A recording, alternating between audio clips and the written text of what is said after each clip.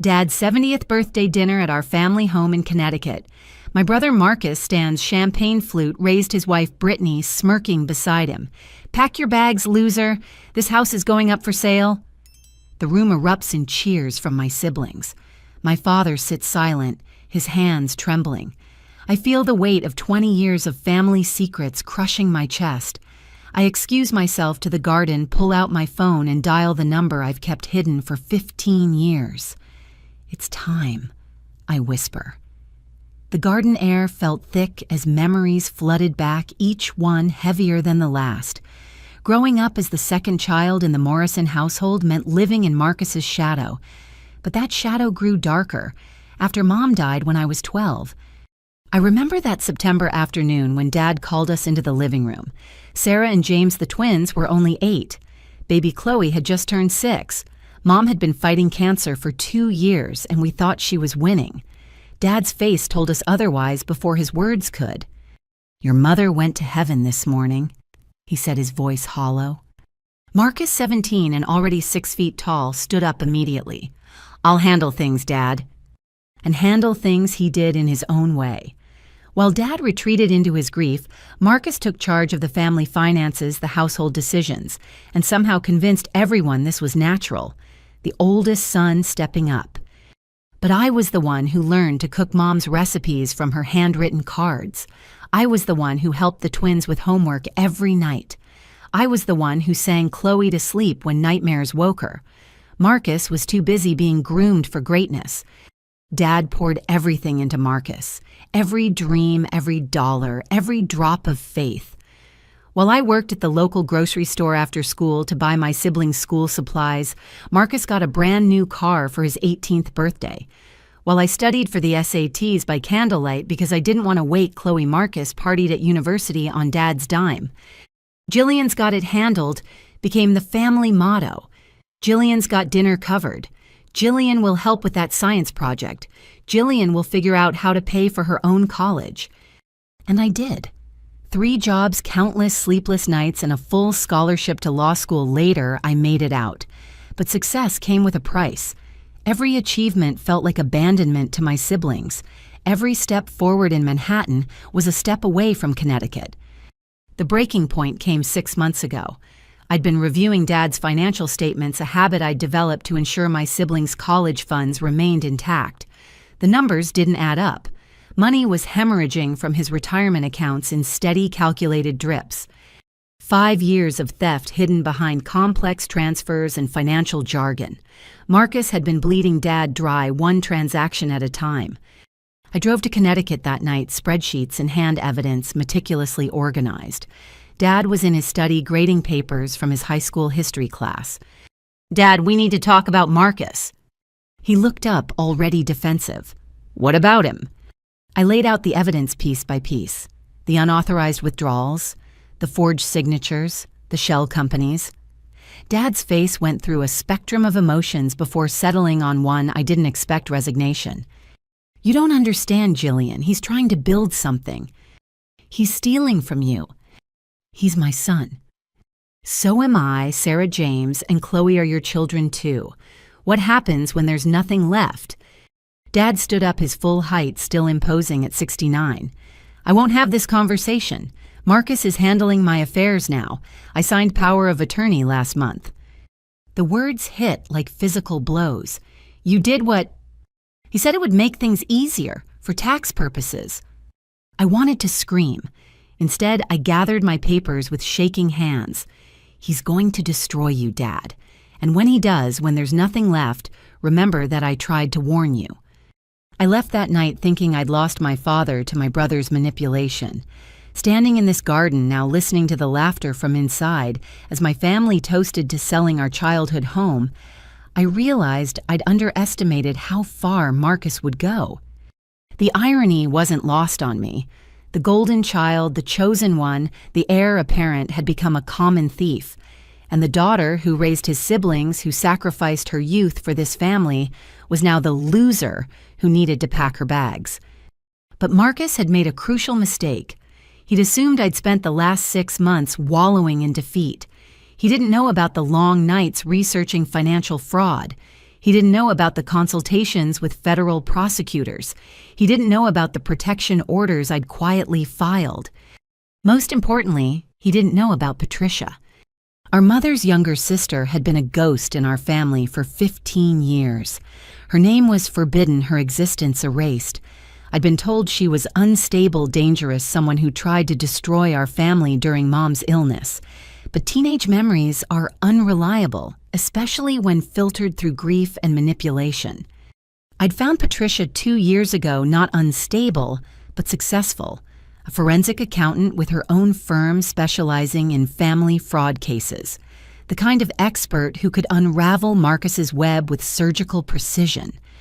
Our first meeting had been awkward, sitting in her Boston office trying to bridge 15 years of silence. "I've been waiting for one of you to find me," she'd said, Mom's eyes looking back at me from her face. "Tell me why you left." "I didn't leave, Jillian. I was forced out. But that's a story for another day. Why are you here now?" "Marcus is stealing from Dad." Her laugh was bitter. "Of course he is." That meeting started a 2-year investigation. Patricia worked quietly, methodically, following money trails that led far beyond our family.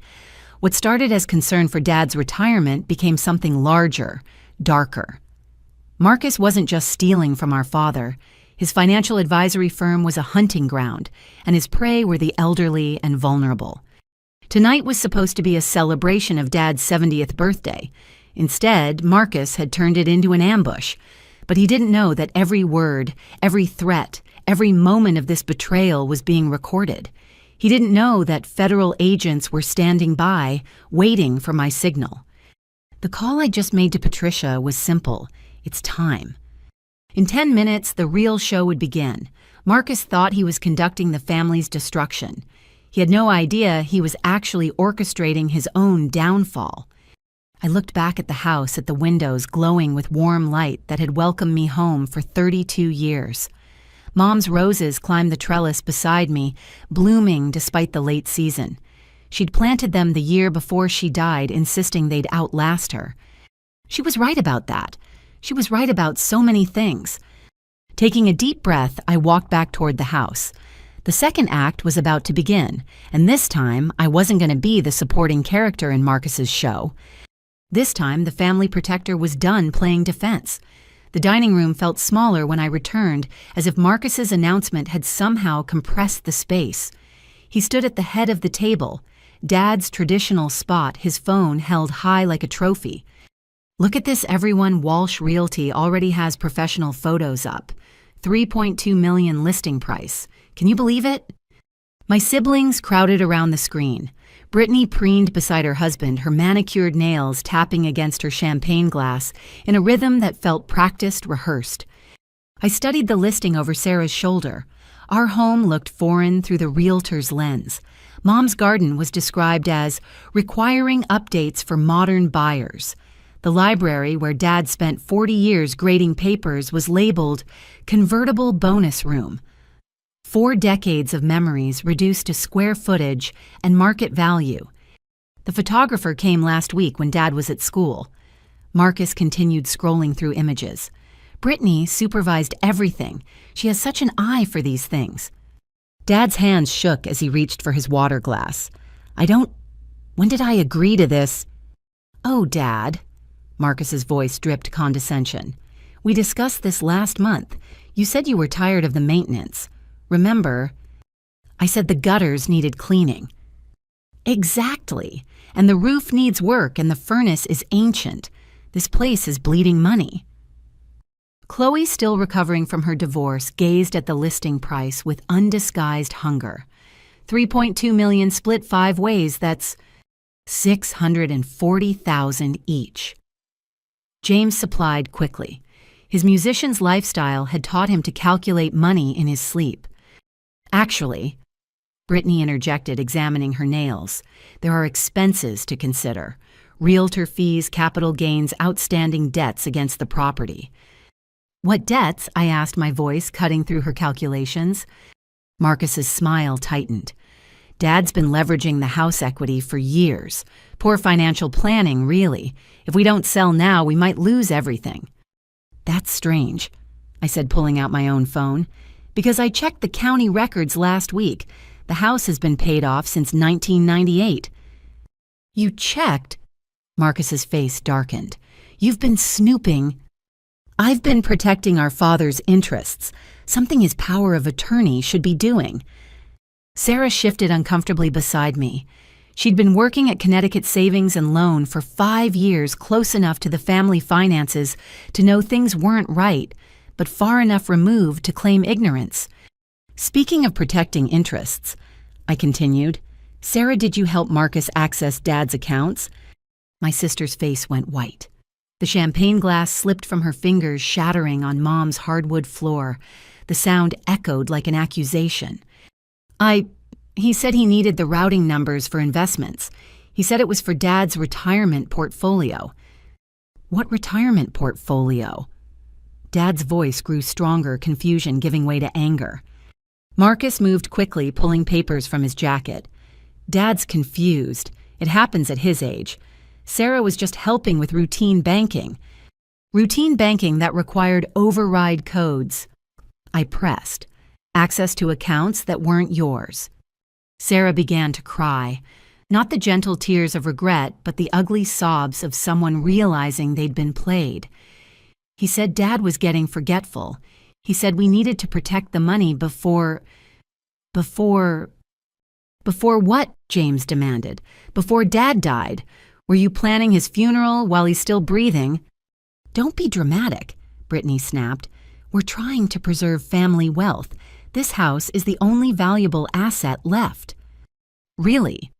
I pulled up property records on my phone. What about the rental property in Hartford? The one Marcus sold last year without telling anyone. Dad's sharp intake of breath filled the sudden silence. Or the bonds Grandma left us, I continued. The ones that mysteriously matured early. You're making things up, Marcus said, but sweat beaded on his forehead despite the cool October evening. Am I? Should we discuss the Westfield account, the one you opened with Dad's Social Security number? Brittany's practiced calm finally cracked. You can't prove anything. Financial planning within families is perfectly legal. We've been careful. She stopped realizing her mistake. The room held its breath. Careful about what Chloe asked her post-divorce radar for deception finally activating. Marcus tried to salvage the moment. Brittany means we've been careful with Dad's money, making sure it's invested properly. In your restaurant, I said quietly. The one that failed after 3 months. The silence stretched until Dad finally spoke. What restaurant? Blue Harbor, I supplied. The seafood place in Westport, Marcus and Brittany's venture that opened in March and closed in June. Interesting timing considering that's exactly when large withdrawals started appearing from your accounts. How do you know about that? Marcus demanded. The same way I know about the Ferrari you leased last month, or the yacht club membership, or Brittany's shopping sprees at Bergdorf's. I let each revelation land like a punch. My siblings' faces showed a progression of understanding puzzle pieces, clicking into place. You've been spying on us, Brittany accused. I've been documenting theft. There's a difference. Marcus slammed his hand on the table, making the china jump. Enough I have power of attorney. What I do with Dad's money is my business. Power of attorney doesn't authorize theft, I said calmly. It creates a fiduciary duty. You're supposed to act in Dad's best interests, not fund your lifestyle. You always were jealous, Marcus snarled. Poor little Jillian working so hard, sacrificing so much. You think being a martyr makes you special? I think being honest makes me different from you. Honest, you abandoned this family the second you could, running off to Manhattan to play lawyer while we dealt with Dad's decline. What decline? Dad stood slowly, age falling away as anger strengthened his spine. I'm standing right here, Marcus. I can speak for myself. Sit down, Dad. You're confused. I'm not confused about my house being sold without my permission. I'm not confused about money disappearing from accounts I trusted you with. Marcus's mask finally slipped completely. The golden boy facade cracked, revealing something desperate and mean underneath. Fine. You want honesty? This house is already gone. I've taken deposits. Contracts are being drawn up. You can cooperate and get something out of it, or I can have you declared incompetent and take everything anyway." Sarah gasped. James stood abruptly, knocking over his chair. Chloe pressed herself against the wall as if trying to disappear. But I smiled, because Marcus had just confessed to fraud conspiracy and elder abuse in front of 5 witnesses, with federal agents listening to every word through the wire I wore. "Interesting legal theory," I said. "Want to know mine?" Before he could answer, I stood and walked to the window, looking out at the garden where I'd made my call. "My theory is that in about 30 seconds, you're going to hear cars pulling up outside.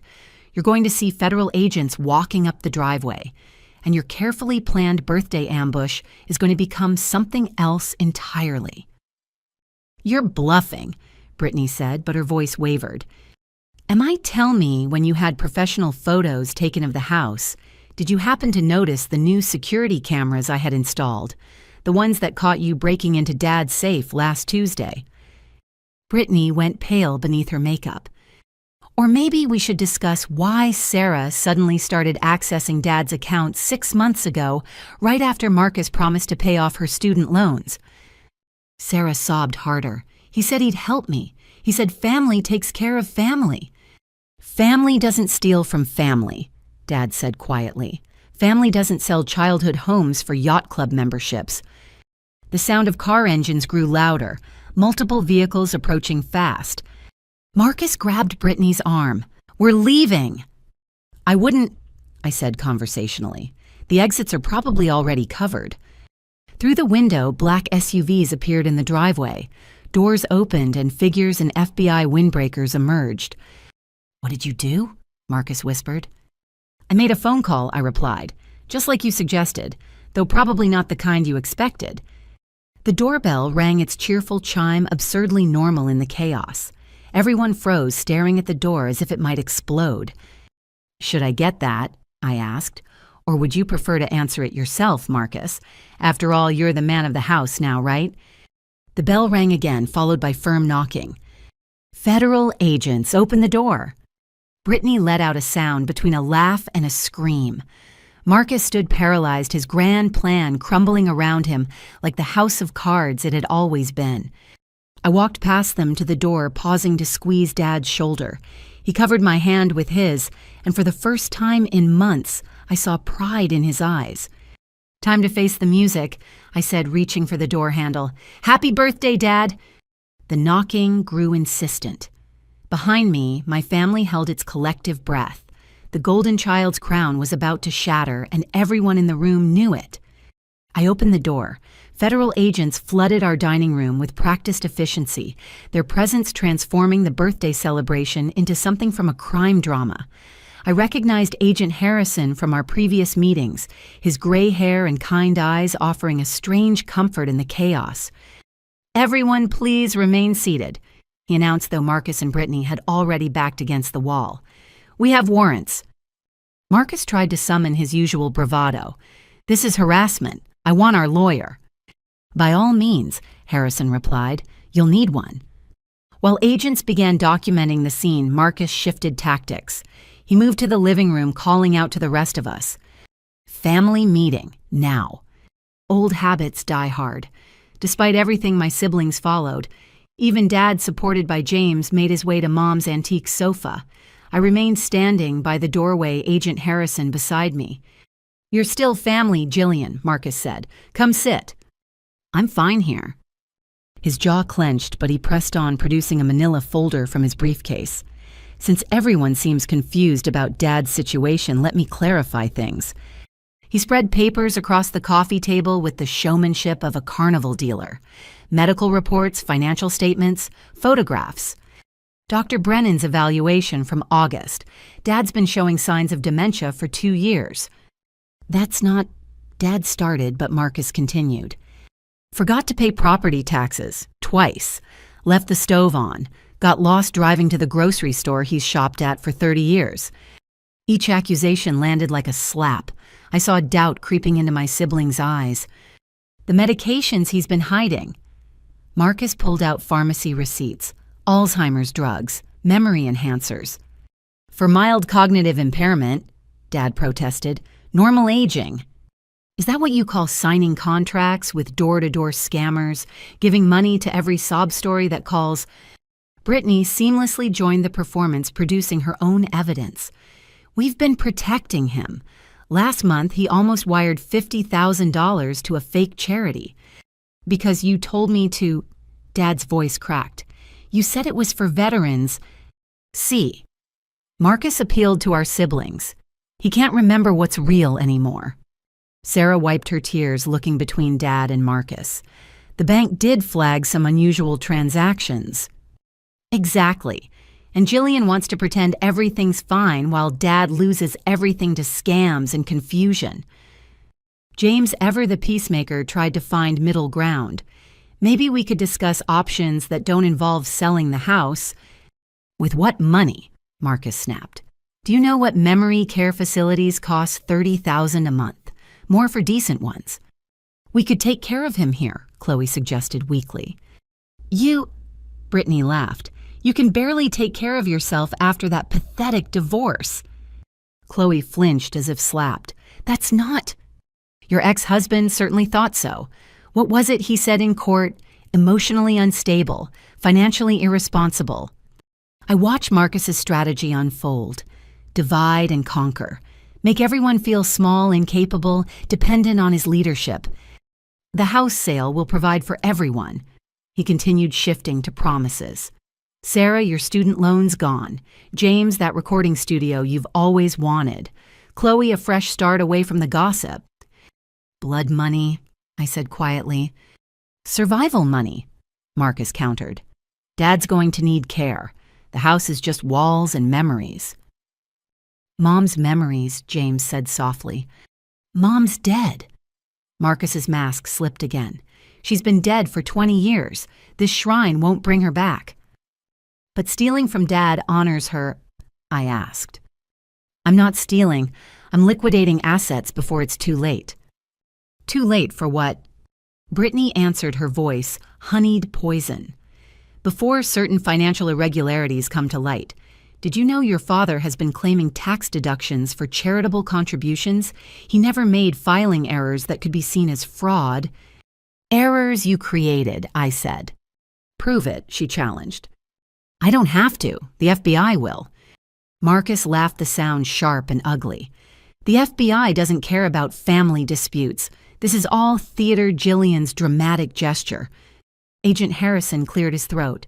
Actually, Mr. Morrison, we care very much about elder financial abuse, especially when it crosses state lines and involves multiple victims. The room stilled. Multiple victims, Sarah whispered. Marcus's confident facade cracked. I don't know what you're talking about. Then let me refresh your memory, Harrison continued.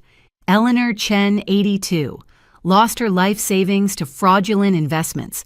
Robert Kim, 78, his retirement fund emptied through unauthorized transfers. Those are clients who made poor investment choices, Marcus insisted. Market volatility.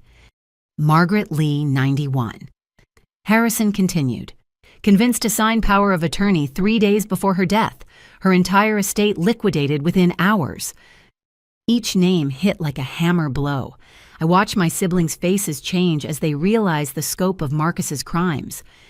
You said you were helping them, James breathed. You said you were protecting their assets. I was building a business, Marcus exploded. Taking calculated risks. Sometimes investments don't pan out. Stealing isn't investing. Dad said, his voice stronger than it had been all evening. Your mother would be ashamed. Don't you dare, Marcus turned on him. You want to talk about shame? Let's talk about why Mom really died. The temperature in the room plummeted. Marcus. Brittany warned, but desperation had taken hold. Let's talk about the affair, the one that drove her to... Stop, I commanded, but Marcus was beyond stopping. She killed herself. Mom didn't die from cancer. She took pills because she couldn't stand what this family had become. Sarah gasped. James went white. Chloe covered her face. That's enough. Agent Harrison stepped forward, but the damage was done. Is it true? Sarah asked Dad, her voice small and broken. Dad aged 10 years in that moment. It's complicated. It's simple, Marcus sneered. He cheated. She found out. She chose death over divorce, and we've been pretending ever since. You're lying, James said, but uncertainty colored his words. I asked Jillian. She found the note. All eyes turned to me. My carefully constructed plan hadn't accounted for this nuclear option. There was a note, I admitted slowly, but Marcus is twisting the truth. The truth is that this family is built on lies, Marcus declared. Dad's affair, Mom's suicide, Jillian's abandonment, my survival. At least I'm honest about taking what I need. Honest. I pulled out my phone, accessing recorded conversations. Should we listen to your definition of honesty? Marcus's voice filled the room from a recording. The old man won't last another year. Once he's in a home, we can sell everything. The siblings are idiots. They'll believe whatever I tell them. You recorded me. He lunged forward, but agents restrained him. You recorded yourself, I corrected. Every phone call to your office, every meeting in the conference room. Your security system is very thorough. Brittany went pale. Those recordings are illegal, inadmissible. In criminal court, maybe. But this isn't court. This is a family meeting. Right time for honesty. I played another clip. Brittany's voice this time. Sarah Morrison is perfect. Desperate enough to help, dumb enough to take the fall if necessary. Sarah's sob echoed through the room. Another clip. Marcus laughing. James still thinks I'm trying to help his career. He doesn't know I'm the one who told venue owners he's an addict. James stood abruptly, rage replacing his usual calm. One more. Brittany again. Chloe's ex was easy to manipulate. A few suggestions during mediation and she got nothing. More motivation to support the house sale. Chloe's face transformed from hurt to fury. Enough games, Agent Harrison announced. Mr. Morrison, Mrs. Morrison, you're under arrest for wire fraud, elder abuse, and conspiracy. Wait, Marcus struggled against the agents. The house sale, the contracts. All void, I informed him. Contracts signed under fraudulent pretenses have no legal standing. You planned this, he accused. You set me up. You set yourself up. I just made sure there were witnesses. As agents led them toward the door, Brittany played her last card. She pulled out her phone showing a video. Fine, but if we're going down, everyone should know the truth about their perfect sister. The video showed me in a parking garage handing documents to a man in shadows. Your precious Jillian has been selling family secrets to competitors. That's how she afforded law school. That's why she really left. That's Patricia's husband, I said calmly. I was giving him evidence of Marcus's embezzlement 2 years ago, but nice try. Brittany's face crumbled. Even her last weapon was useless. $300,000, she blurted as agents cuffed her. We took $300,000 from the restaurant investors. It's hidden in offshore accounts. I'll testify. I'll tell you everything. Shut up, Marcus roared, but fear had loosened her tongue. He has files on all of you. Blackmail material. He was going to use it if you didn't agree to the sale. Where? Harrison demanded. Safe deposit box, Connecticut Savings, box 517. The agents exchanged glances. This was more than they'd expected. Get them out of here, Harrison ordered. As Marcus and Brittany were led away, my brother turned back one last time. You destroyed this family, Jillian. You think you won, but you destroyed us. No. Dad spoke, standing on his own for the first time all evening. You destroyed yourself, son. Greed destroyed you. But this family, we're still here. The door closed behind them. The silence that followed felt like the aftermath of an explosion. My siblings sat in the wreckage of everything they'd believed, staring at me with expressions I couldn't quite read. The golden child was gone, but I wasn't sure what remained. Outside, cars pulled away, taking Marcus and his carefully constructed lies with them. Inside, for the first time in 20 years, the Morrison family faced the truth without him. The real family meeting was about to begin. The doorbell rang again, cutting through our shell-shocked silence. Everyone flinched still raw from the federal agent's departure. I moved to answer it, knowing who waited outside. Patricia stood on the threshold, 15 years older, but unmistakably Mom's sister. Her professional suit couldn't hide the nervous energy that had always defined her. Behind her stood two associates carrying banker's boxes. "Hello, Jillian," she said softly. "Aunt Patricia." Sarah's voice cracked from behind me. "But you're supposed to be crazy, dangerous, dead." Patricia stepped inside her eyes, taking in the family she'd been barred from for so long. "I've been called all three." Dad struggled to his feet, his face cycling through emotions I couldn't name. "Patricia, you shouldn't be here." 15 years too late for that order, Thomas. "I'm here because Jillian asked me to come, because your family needs the truth." "We've had enough truth for one night," James said weakly. "No," Patricia countered. "You've had Marcus's version of truth, carefully edited, strategically poisoned." She moved into the living room with the confidence of someone who'd spent 2 years preparing for this moment. Her associates set down their boxes, documents visible through the lids. "I'm a forensic accountant now," she announced. "Ironic considering Marcus accused me of trying to steal from your mother's estate when she died." "You did try," Dad insisted, but his voice lacked conviction. "I tried to execute her will properly, the one Marcus destroyed." The room tilted, another revelation threatening to capsize us completely. "Mom only had one will," Chloe said. "Everything to Dad. We all knew that." Patricia opened the first box, withdrawing a manila envelope marked with Mom's handwriting. "Your mother wrote a second will 3 weeks before she died. I have the original." She handed it to me. Mom's familiar script swam before my eyes as I read aloud. "To my beloved sister Patricia, I entrust the financial protection of my children. Establish trusts for each, ensure their education, guard them from those who would exploit their grief." My voice broke. I passed the will to Sarah, who read the next section. "To Thomas, my husband, I leave forgiveness and the hope that truth will eventually heal our family. The house remains his until our youngest graduates college, then passes equally to all 5 children." "She knew she was going to die," James whispered. "This isn't the will of someone fighting cancer." "No," Patricia confirmed. "It's the will of someone who'd made a decision." Dad sank into his chair. "How long have you known?" "I suspected when she called me that last night. She was too calm, too organized, making sure I understood her wishes." "What else?" I asked, though I dreaded the answer. Patricia pulled out a laptop, connecting it to our television. Financial records filled the screen. 2 years ago, Jillian contacted me about Marcus's theft. What I found went deeper than family money. She clicked through presentations. Morrison Financial Advisory, 23 clients over 5 years, combined losses of $8.7 million. $8 million, Sarah gasped. "Your brother wasn't just stealing. He was running a sophisticated Ponzi scheme, taking new client investments to pay old ones, targeting elderly victims through Dad's community connections." "I didn't know," Dad protested. He used your reputation," Patricia confirmed. "Retired teacher pillar of the community. People trusted him because they trusted you."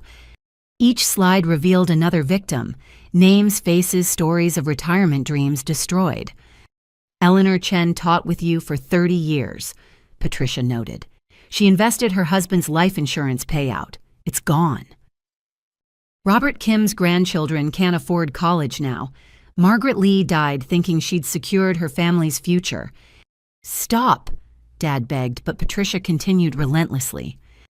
"You all need to understand what Jillian prevented tonight. This wasn't about one house or one family's money. The FBI has been building a case for 2 years."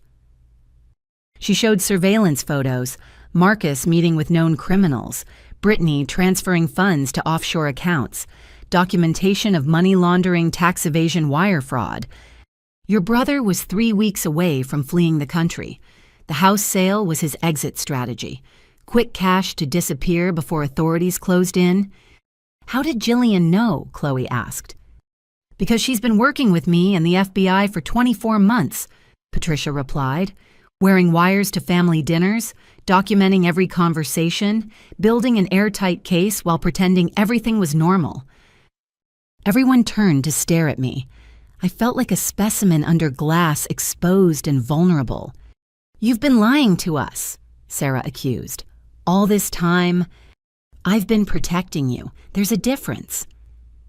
Is there, you let me help Marcus access Dad's accounts. You knew I was committing crimes. I knew you were being manipulated. The FBI agreed to immunity for family members who cooperated. Immunity. James stood abruptly. We needed immunity. Patricia intervened. Anyone who helped Marcus knowingly or not was potentially liable. Jillian negotiated protection for all of you. In exchange for what? Dad asked quietly. In exchange for taking down Marcus completely. No deals, no reduced sentences, full prosecution. The weight of my decision settled over the room. I'd chosen justice over my brother-in-law over blood. He's still family, Dad said, grief aging his features. He stopped being family when he stole from the elderly, I replied. When he destroyed lives for yacht club memberships. You don't understand, Dad shook his head. The pressure I put on him, the expectations. After your mother, don't, Patricia commanded. Don't you dare excuse this. Marcus chose his path. She pulled out another document, this one in a plastic evidence sleeve. Want to know why I was really banished 15 years ago? This is a letter Marcus wrote forging your mother's signature, accusing me of mental instability, threatening legal action if I didn't disappear. She showed it to Dad. His face crumbled as he recognized the forgery. He was 17, Patricia continued, already planning, already manipulating. He needed me gone because I knew about the affair. What affair? Sarah demanded. Marcus said Dad cheated. Thomas didn't cheat, Patricia said firmly, but someone was having an affair. Marcus's biological father, Richard Brennan. The name hung in the air like a bomb. Dr. Brennan, James choked. Our family doctor. Mom's best friend's husband, Patricia confirmed. Marcus found out at 16. Richard paid him to keep quiet, monthly payments that funded his lifestyle, hush money that became seed money for his crimes. I watched my siblings process this reversal. Everything Marcus had said, every accusation had been projection. Mom found out about the payments, Patricia continued. Not about an affair, but about her son being corrupted by blood money. The shame broke her. She tried to protect us, I said quietly, even at the end. Especially at the end, Patricia turned to me. She knew you'd be strong enough to do what needed to be done. That's why she left you the piano. The piano? Chloe asked. Check the bench, under the lining. I moved to Mom's piano untouched for years. My fingers found the hidden seam Patricia described.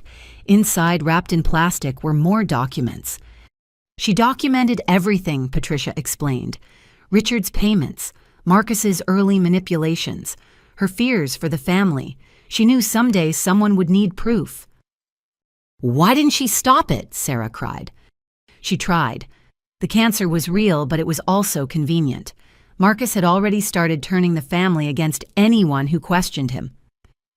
Including you, Dad said heavily. Including me.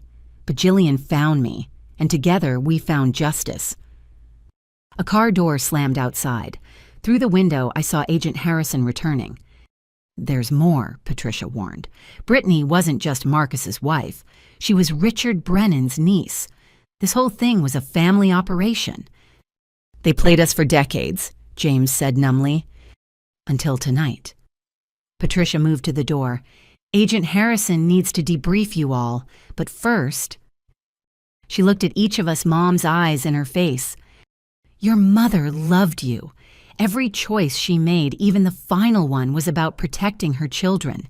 Don't let Marcus's poison make you doubt that.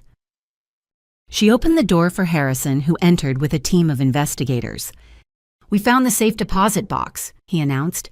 "The evidence inside corroborates everything. We also found something else." He produced an evidence bag containing a small recorder. Brittany was taping everything. Every conversation with Marcus for 3 years. She was building her own insurance policy. She knew this day would come, I realized. "Criminals always turn on each other," Harrison confirmed. "We have enough to put them both away for 20 years, maybe more." "What happens now?" Dad asked. "Now we document everything, take statements, build an airtight case." He looked at me. "Ms. Morrison's cooperation has been invaluable. Her testimony will be crucial." "She betrayed her brother," Sarah said, but the accusation lacked heat. "She saved her family," Patricia countered, "and dozens of other victims." As Harrison's team set up in our dining room, turning our home into a crime scene, I felt the weight of 2 years lifting. The secrets were out, the lies exposed, the golden child revealed as fool's gold. But looking at my family's faces, I wondered if truth was really the gift I'd believed it to be. Sometimes the lies we tell ourselves are all that hold us together. Patricia squeezed my shoulder. "You did the right thing." "Did I?" "Your mother would be proud. You protected them even when it meant becoming the villain."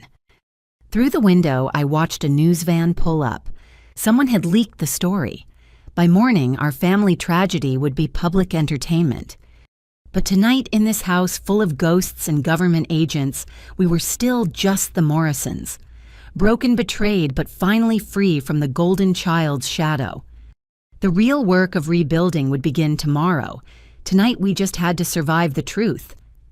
Patricia commanded the room with an authority that transformed her from the banished aunt into our salvation. She opened her laptop again, fingers dancing across keys with practiced precision. "Before Agent Harrison begins taking statements, you all need to understand the full scope of what we've uncovered." She pulled up a complex web of financial transactions. This started 23 years ago. 23. Dad calculated quickly.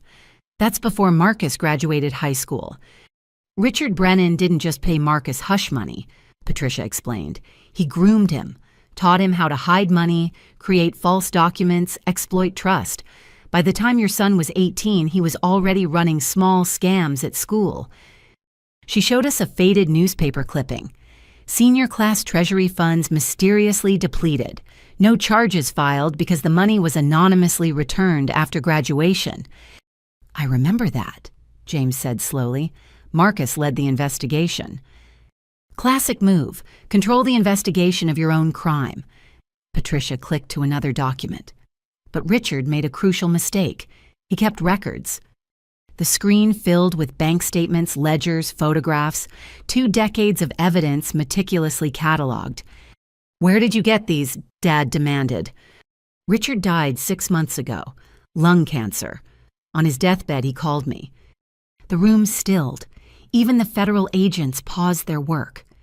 He knew I'd been exiled because of what I'd discovered. He wanted to confess before he died. Clear his conscience by destroying lives one last time. She played an audio recording. Richard's voice, weak but unmistakable, filled our childhood home. "I corrupted that boy, fed his worst instincts. His mother suspected a sweet woman too good for all of us. When she confronted me, I convinced Marcus to help discredit her. Told him she was having delusions from the cancer medication." Mom's truth finally spoken by the man who helped bury it. "I have everything," Patricia continued. "Every payment, every lesson in fraud, every person Richard and Marcus destroyed together." "Brittany knew?" Chloe asked. "Brittany was Plan B. When Richard got sick, he worried Marcus might abandon their arrangement, so he brought in his niece, promised her a cut of the Morrison fortune if she kept Marcus in line. Their marriage was a business merger, I realized." "Exactly. But Brittany got greedy, or smart. She started recording everything 3 years ago, building leverage for when things went bad."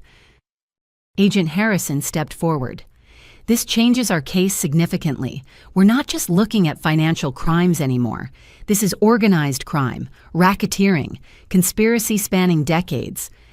How many victims? Sarah asked quietly. Patricia pulled up a spreadsheet. Names filled the screen, scrolling endlessly. 47 elderly clients through the financial advisory firm, 12 family friends who trusted Dad's recommendation, 6 charities that received nothing after fundraisers, 3 small businesses destroyed by fraudulent loans. Each category expanded into individual stories. Faces appeared next to names. Real people, real losses. Mrs. Patterson from church. Dad recognized a photo. She mentioned money troubles last month. Lost her entire savings. Too ashamed to tell anyone. Patricia's voice hardened.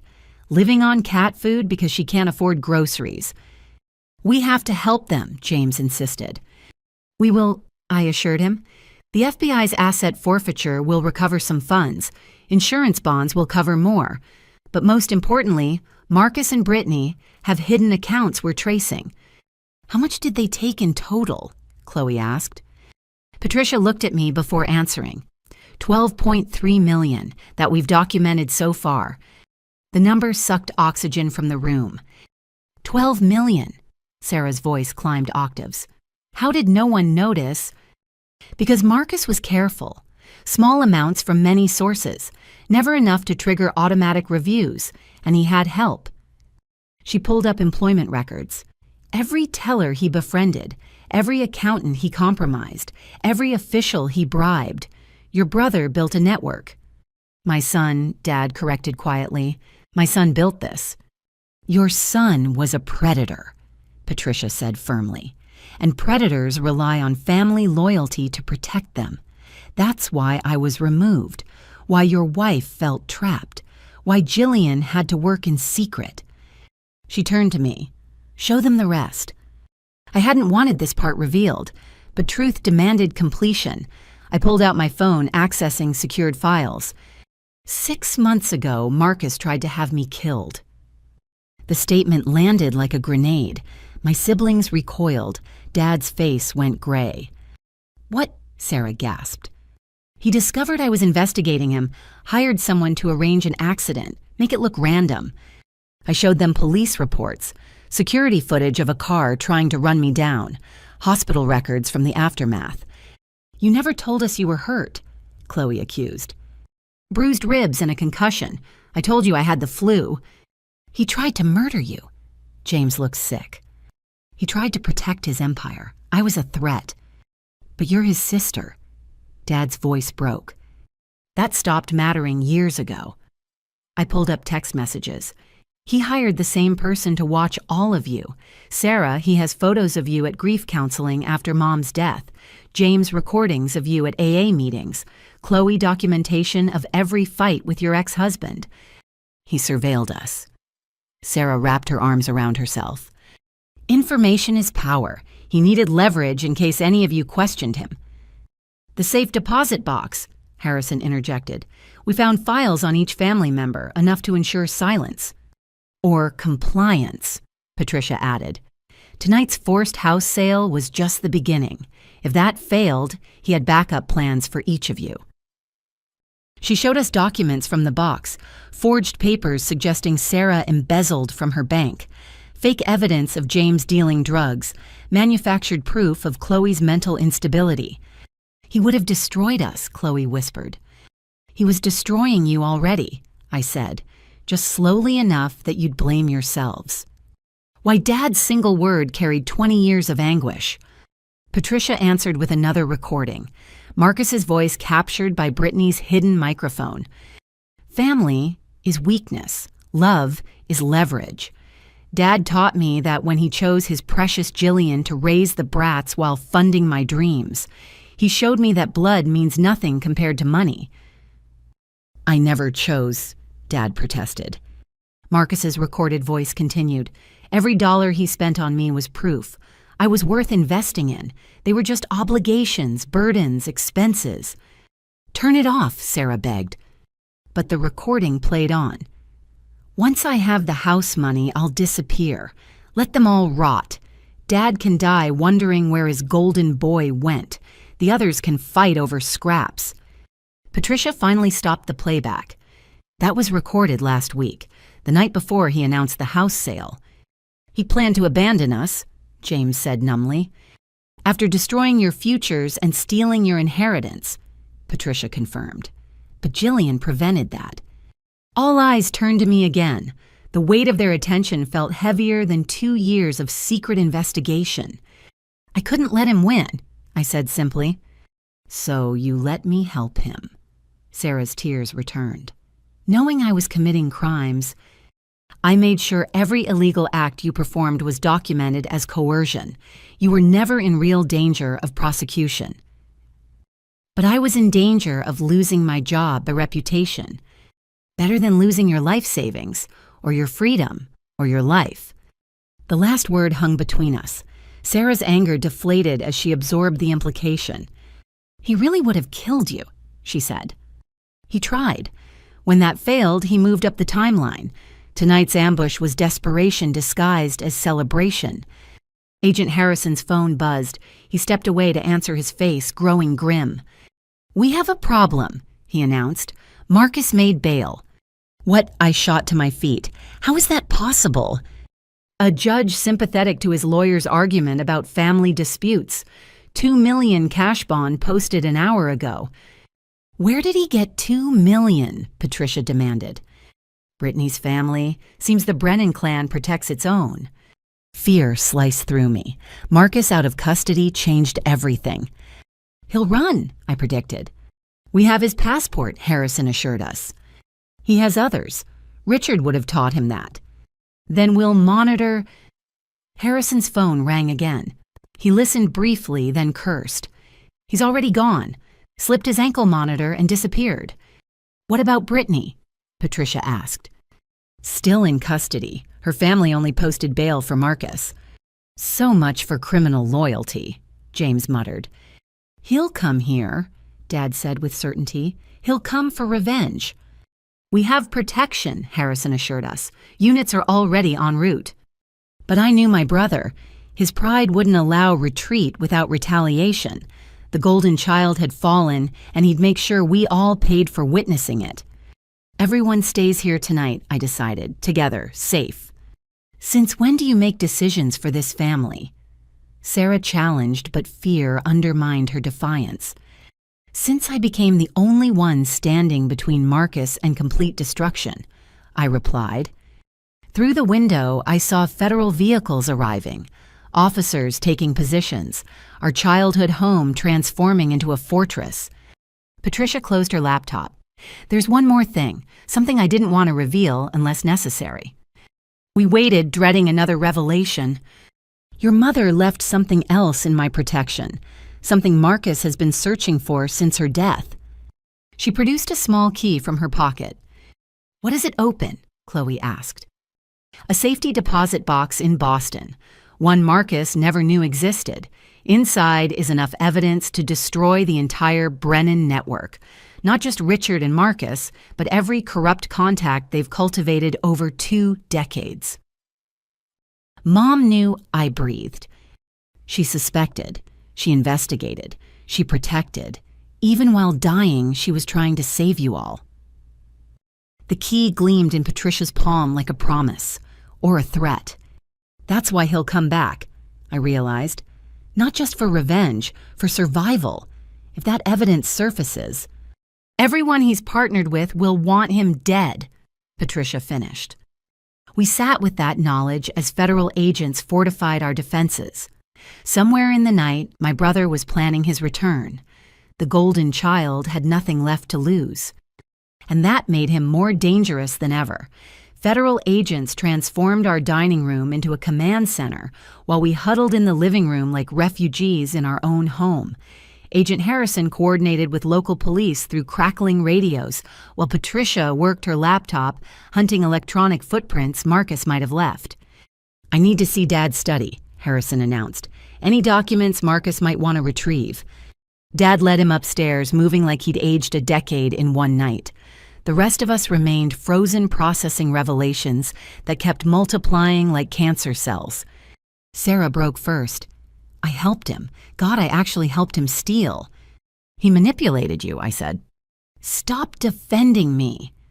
She whirled on me, eyes wild. You know what I did at the bank? I didn't just give him routing numbers. I altered security protocols, changed password requirements, disabled alerts. Sarah, James reached for her, but she pulled away. 6 months of crimes, 63 unauthorized accesses. Every time promising myself it was the last. Every time believing his lies about protecting Dad. She pulled out her phone, showing us text messages. Marcus's words dripped manipulation. See how he played me? Dad's getting worse. We need to act before he loses everything. You're the only one I trust. I fell for every single line. We all did, James admitted. You want to hear about failure? Let me tell you about my music career. He laughed bitterly. 5 years ago, I had a meeting with Blue Note Records, my dream label, the meeting that would change everything, except I never made it. Your car broke down, Chloe remembered. My car was sabotaged. Marcus confirmed it tonight on those recordings. He loosened the brake lines. Could have killed me, but he calculated exactly how much damage to strand me without real harm. Why I asked, though I suspected. Because the A&R guy was Richard Brennan's cousin. The meeting was a setup. They planned to sign me to a predatory contract, lock me into debt disguised as an advance. When I missed the meeting, they blacklisted me instead. But Marcus said he was helping your career, Sarah protested. Marcus was harvesting my desperation. Every failed gig, every rejected demo, every door that mysteriously closed. He orchestrated it all, then offered loans to keep me afloat. How much do you owe him? Patricia asked gently. $140,000, with interest rates that would make loan sharks blush. Chloe's laugh was hollow. At least your debt is simple. Want to know what Marcus did to my marriage? She didn't wait for encouragement. Brad and I had problems, sure, but we were working through them. Counseling was helping, until our therapist suddenly recommended divorce. Dr. Winters, I remembered. You loved her. Dr. Winters received a $50,000 donation to her clinic from an anonymous benefactor. Want to guess who? Patricia's fingers flew across her keyboard. Morrison Financial Advisory made a charitable contribution to Winters Wellness Center. Tax records confirm it. But that's not the best part, Chloe continued. Marcus recommended Brad's divorce lawyer, told him I was hiding assets, suggested forensic accounting, even provided an expert witness who testified I was mentally unstable. The expert, who was Richard Brennan's golf buddy, Patricia, added pulling up connections on her screen. Brad got everything. The house, the savings, even my grandmother's jewelry, and Marcus was there to comfort me, offer me a loan, suggest I move back home where family could take care of me. He destroyed your marriage to make you dependent, I said. He destroyed my life to make me grateful, she corrected. And it worked. I actually thanked him for helping. Dad returned with Harrison carrying boxes of documents. His face was stone. He's been in my study recently. My personal files are disturbed. Financial records missing. What records? Patricia asked. Your mother's life insurance policies, investment accounts I never knew existed, papers she apparently hid from everyone. Including you, Sarah asked. Dad's silence was answer enough. Harrison's team spread documents across our coffee table. The paper trail of Marcus's deceptions covered every surface. This goes back further than we thought, Harrison muttered. Some of these incorporation documents are from when he was 16. 16. I examined the papers. He was establishing shell companies in high school. Richard's training, Patricia confirmed. Look at the signatures, forgeries but sophisticated ones. Each document revealed another layer of betrayal, fake charities, ghost employees, investment funds that existed only on paper, a financial house of cards built on our family's foundation. Here, James pointed to a familiar name, Morrison Music Ventures. He told me he was investing in recording studios for young artists. Patricia traced the money. Funds went straight to offshore accounts. The studios never existed. What about this? Sarah found another document. Morrison Senior Care Services. Marketed to Dad's teacher friends, I realized. Promised discounted elderly care planning. 23 investors, Harrison calculated. Average loss of $90,000 each. He used us. Dad's voice was hollow. Used our names, our reputation, our trust. Every relationship I built over 40 years of teaching became his hunting ground. Not just yours. Patricia pulled up social media. He leveraged all of you, Sarah's bank connections, James's music contacts, Chloe's country club friends, even Jillian's law school network. I never gave him contacts, I protested. You didn't have to. He scraped your LinkedIn, attended alumni events claiming to represent you, introduced himself as Jillian Morrison's brother, the one managing the family's wealth. My stomach turned. How many? 14 of your classmates invested. Total losses of $2.3 million. My friends, the betrayal cut deeper than physical wounds. He stole from my friends. He stole from everyone, Harrison said grimly. The complete victim list is staggering. We're still finding more. Sarah's phone buzzed. She glanced at it and gasped. It's Marcus. Everyone froze. Harrison gestured for quiet, then nodded for her to answer. Put it on speaker, he mouthed. Sarah's hands trembled as she complied. Hello? Hello, sister dear. Marcus's voice filled the room casual, as if calling about dinner plans. Having a nice family meeting. Marcus, where are you? Sarah tried to sound normal. Closer than the FBI thinks. Far enough they won't find me. Tell me, how's everyone taking the news? What news? Sarah stalled. Don't play dumb. I know Jillian poisoned you all against me, showed you selective evidence, made me the villain. You made yourself the villain, I interjected. Ah, there's my sanctimonious sister. Tell me, Jillian, how does it feel to destroy your own brother? How does it feel to try to murder your sister? Silence. Then laughter. Murder is such an ugly word. I prefer attempted problem solving. You were a problem that needed solving. Turn yourself in, Dad commanded. We can work this out. Work this out like we worked out Mom's death. Like we worked out years of you favoring Jillian while buying my compliance.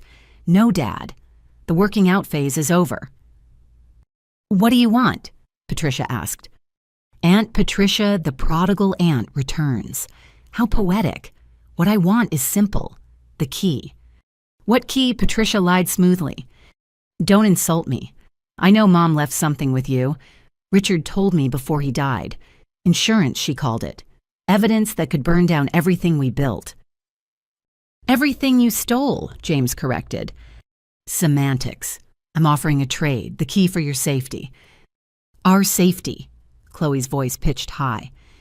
Did you really think federal protection would stop me? I know that house better than anyone. Every window, every door, every weak point. Harrison gestured urgently to his team. They scattered to check perimeters. Besides, Marcus continued, it's not just me you should worry about. Amazing how motivated certain business associates become when facing federal investigation. They blame Jillian for this inconvenience. You're threatening us. I kept my voice steady. I'm explaining reality. Give me the key, I disappear forever.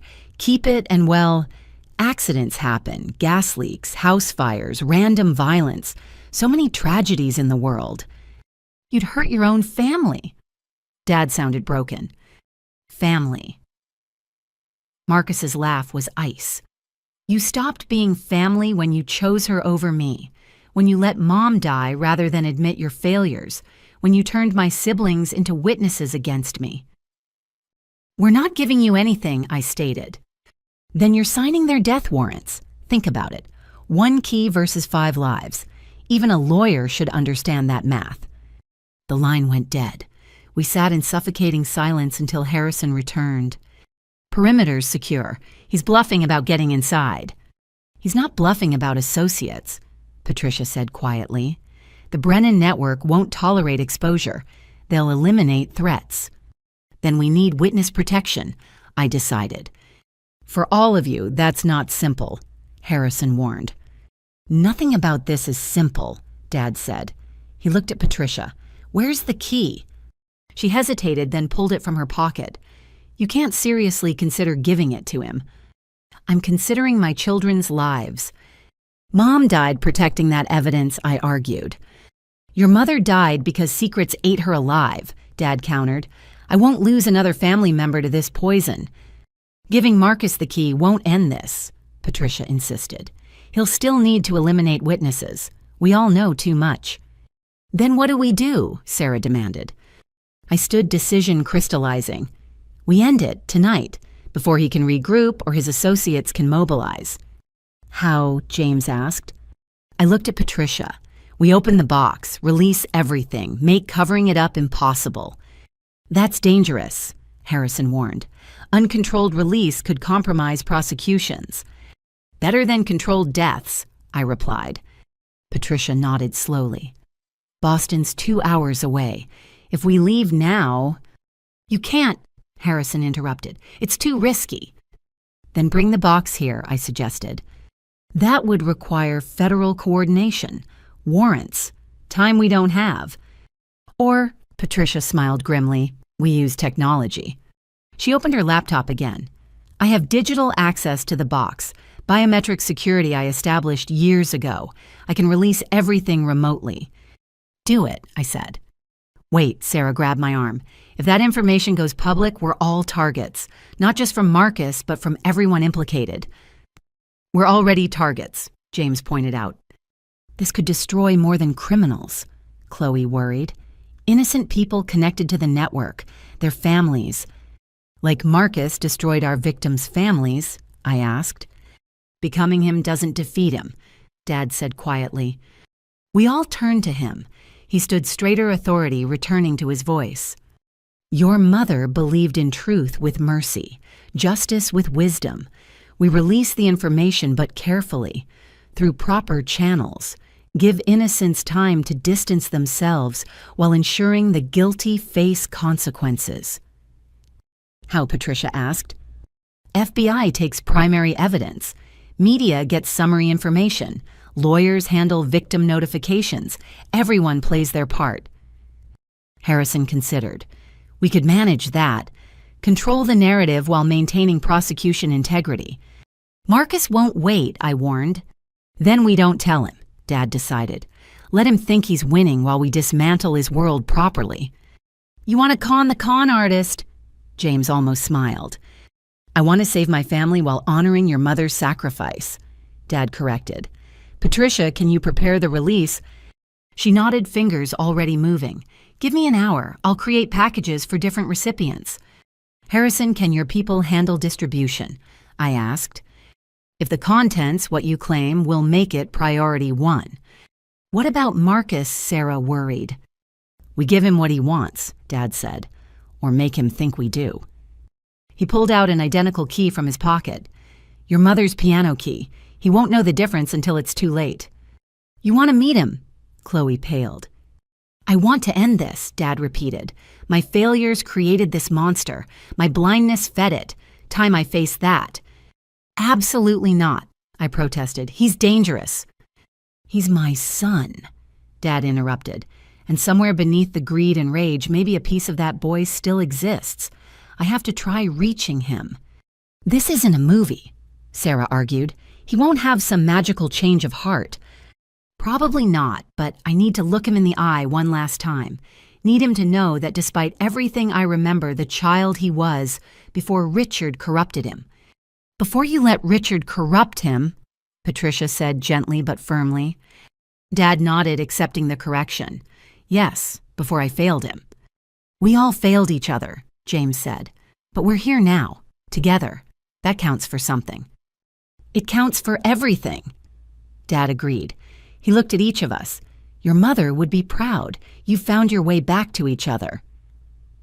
Through Jillian, Chloe acknowledged. She saved us even when we hated her for it. I didn't save anyone. I deflected. I just refused to let Marcus win. Same thing, Sarah said. She squeezed my hand. I'm sorry.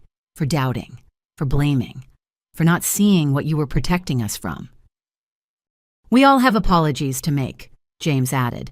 And time to make them, thanks to you. Save the sentiment for after we survive, I advised, but warmth bloomed in my chest. Patricia looked up from her laptop. It's ready, everything categorized and prepared for release. Just need the signal. Harrison coordinated with his team while we made our plans. A trap for the trapper. Truth for the liar. Justice for the thief. And maybe, if we were lucky, peace for a family that had suffered too long under the golden child's shadow. The house of cards was falling. The only question was whether we'd emerge from the rubble intact. Patricia commanded the room with renewed authority.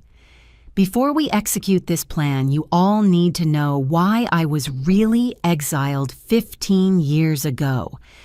She closed her laptop and stood facing the family portrait above the fireplace. Mom smiled down at us, frozen in time before cancer and secrets ravaged our world. Elizabeth called me the night she died, Patricia began. 3 a.m. I was living in Philadelphia, then trying to build my accounting practice.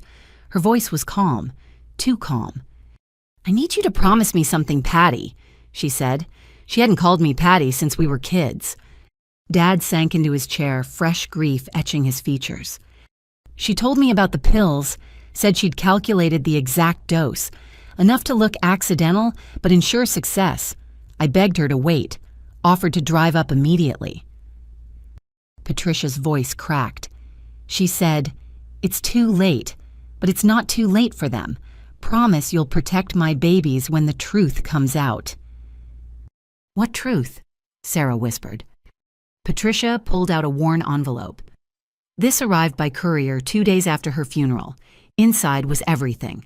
Richard Brennan's blackmail, Marcus's early crimes, and this. She handed me a photograph. My hand trembled as I recognized the image. Mom young and radiant, holding a baby. But the baby wasn't any of us. "That's Marcus's biological mother," Patricia explained.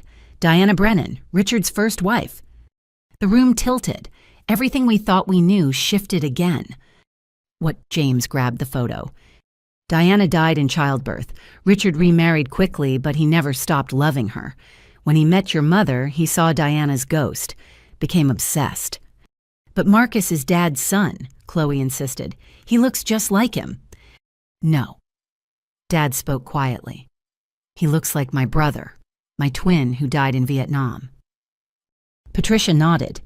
Elizabeth discovered the truth when Marcus was 16, did the math, realized the affair happened before she and Thomas were married. "You're saying—" I couldn't finish. "Marcus is Richard's son, has been all along. Your father knew but raised him anyway, loved him, gave him everything." "I made a promise," Dad said simply, "to a dying woman. Diana begged me to raise her son if anything happened. She knew Richard was unstable." "So you married Mom knowing she'd been with Richard?" Sarah asked. "Your mother never touched Richard. He drugged her, one night. She didn't remember until years later when memories surfaced during cancer treatment. Bile rose in my throat. Every revelation made the nightmare worse. When Elizabeth confronted Richard, he laughed, said Marcus was his greatest achievement, already corrupted, already primed to destroy the Morrison family from within. "Mom knew Marcus wasn't ours," Chloe breathed. "She suspected, but she loved him anyway, tried to save him. When she realized how deep Richard's influence went, she started documenting everything." Patricia returned to the portrait. She knew Richard would eventually activate Marcus fully, use him to steal the Morrison legacy, so she created her own insurance. The safety deposit box, I realized. Not just that. Patricia moved to Mom's piano. She left pieces everywhere, scattered like breadcrumbs. The box in Boston is just the master key. She pressed a series of keys on the piano. A soft click echoed. The top opened slightly, revealing a hidden compartment. She had these built into everything she touched, the piano, her jewelry box, even the kitchen spice rack. Dad stood shakily. 20 years, 20 years of secrets hidden in plain sight. Patricia pulled documents from the piano. Financial records, DNA tests she had done secretly, recordings of Richard's threats, photos of Marcus meeting with criminals while still in high school. Each piece of evidence added weight to the horror. Our mother had lived surrounded by proof of betrayal, unable to act without destroying the children she loved. This recording is from 2 weeks before she died. Patricia said, pressing play on an old cassette player. Mom's voice filled the room, weak but determined. My darling children, if you're hearing this, then Patricia kept her promise. I'm sorry. Sorry for the lies. Sorry for the truth. Sorry I wasn't strong enough to fix this while alive. Sarah sobbed. James held Chloe as she shook. I felt frozen, suspended between rage and grief. Marcus isn't evil, Mom continued. He's poisoned. Richard filled him with hate before I could fill him with love. I tried, God knows I tried, but some infections run too deep. Jillian, my brave girl, you'll be the one to stop him. You have my strength and your father's integrity. Save your siblings. Save yourself. But if you can save Marcus too, he's as much a victim as villain. James, your music will heal this family. Don't let anyone silence your song. Sarah, your gentle heart is not weakness. Chloe, your joy will return after sorrow passes. Thomas, forgive yourself. You gave a lost boy a father's love. That matters more than blood ever could. And Patricia, my sister, my secret keeper, thank you. What I ask is unfair but necessary. Guide them home when they're ready. The recording clicked off. We sat in devastated silence until Harrison's radio crackled. Movement detected, north perimeter. Marcus, Harrison asked. Unknown, investigating. Patricia quickly returned documents to the piano. There's more hidden throughout the house. Your mother spent years preparing for this moment. Why didn't she just expose Richard? Chloe demanded. With what proof a drugged woman's word against a respected doctor? Besides, she loved Marcus, hoped she could save him. Instead, he helped kill her, James said bitterly. The pills were hers alone, Patricia corrected. But yes, his betrayal contributed. Dad pulled out the piano key. If Marcus isn't my blood, I have no obligation to protect him. He's still the boy you raised, I reminded him. No, that boy died when Richard's poison took hold. What's left is a stranger wearing my son's face. Harrison's radio crackled again. False alarm, just a deer. But tension remained high. Marcus was out there planning. His associates were mobilizing. Time was running out. We need the rest of Mom's evidence, I decided. Patricia, where else did she hide things? Her greenhouse, the attic. Various places Richard wouldn't think to look. I'll help, Sarah volunteered. I know her hiding spots. We all do, James added. She taught us treasure hunts as kids, never realized she was training us. As my siblings dispersed to search, Dad caught my arm. I need to tell you something about why I favored Marcus. I waited, seeing years of guilt in his eyes. Richard threatened to expose the assault, said he'd claim Elizabeth seduced him, destroy her reputation. I gave Marcus everything to keep Richard appeased. You sacrificed us for blackmail. I sacrificed myself, thought if Marcus felt loved enough he'd choose family over blood. I was wrong. We were children. We needed you, too. I know, another failure to atone for. Harrison interrupted. Ms. Morrison, we have a development. Brittany wants to make a deal. On speakerphone, Brittany's voice was different, scared, real. They're going to kill me. Marcus's associates. I know too much. You're in federal custody, Harrison reminded her. That won't stop them. Please, I have information, everything, but I need protection. What information? I asked. Account numbers, murder plots, the full network. Richard documented everything and I copied it all. Why should we trust you? Because in 6 hours a team will hit your house. Professional killers. Marcus sold you out to save himself. My blood chilled. When? Dawn. They want the key and witnesses eliminated. Marcus gets $5 million for delivering both. He'd sell his family for money. He'd sell his soul for money, already has. Harrison mobilized his team while we processed this betrayal. Even knowing Marcus's nature, this shocked us. There's something else, Brittany added, about your mother's death. We know Richard drugged her, Patricia said. Not about that, about the cancer. We all froze. What about the cancer? Dad demanded. Richard caused it. Environmental toxins introduced gradually. He wanted her weak, dependent, dead. You're lying, Sarah gasped. I have his journal. He documented the process, called it his masterpiece, killing someone slowly while playing their savior. Rage unlike anything I'd ever felt consumed me. Our mother hadn't just died. She'd been murdered, slowly, deliberately, while we watched. Where's the journal? Patricia's voice was deadly calm. In my apartment, hidden in the freezer behind the ice cream. Such a mundane location for evidence of pure evil. We'll send agents, Harrison promised. Send them fast. Marcus knows where it is too. The call ended. We stood in crushing silence until Chloe returned from the attic. Found these, she said, holding a box of letters. More of Mom's evidence. More truth we weren't sure we could bear. Read them later, I decided.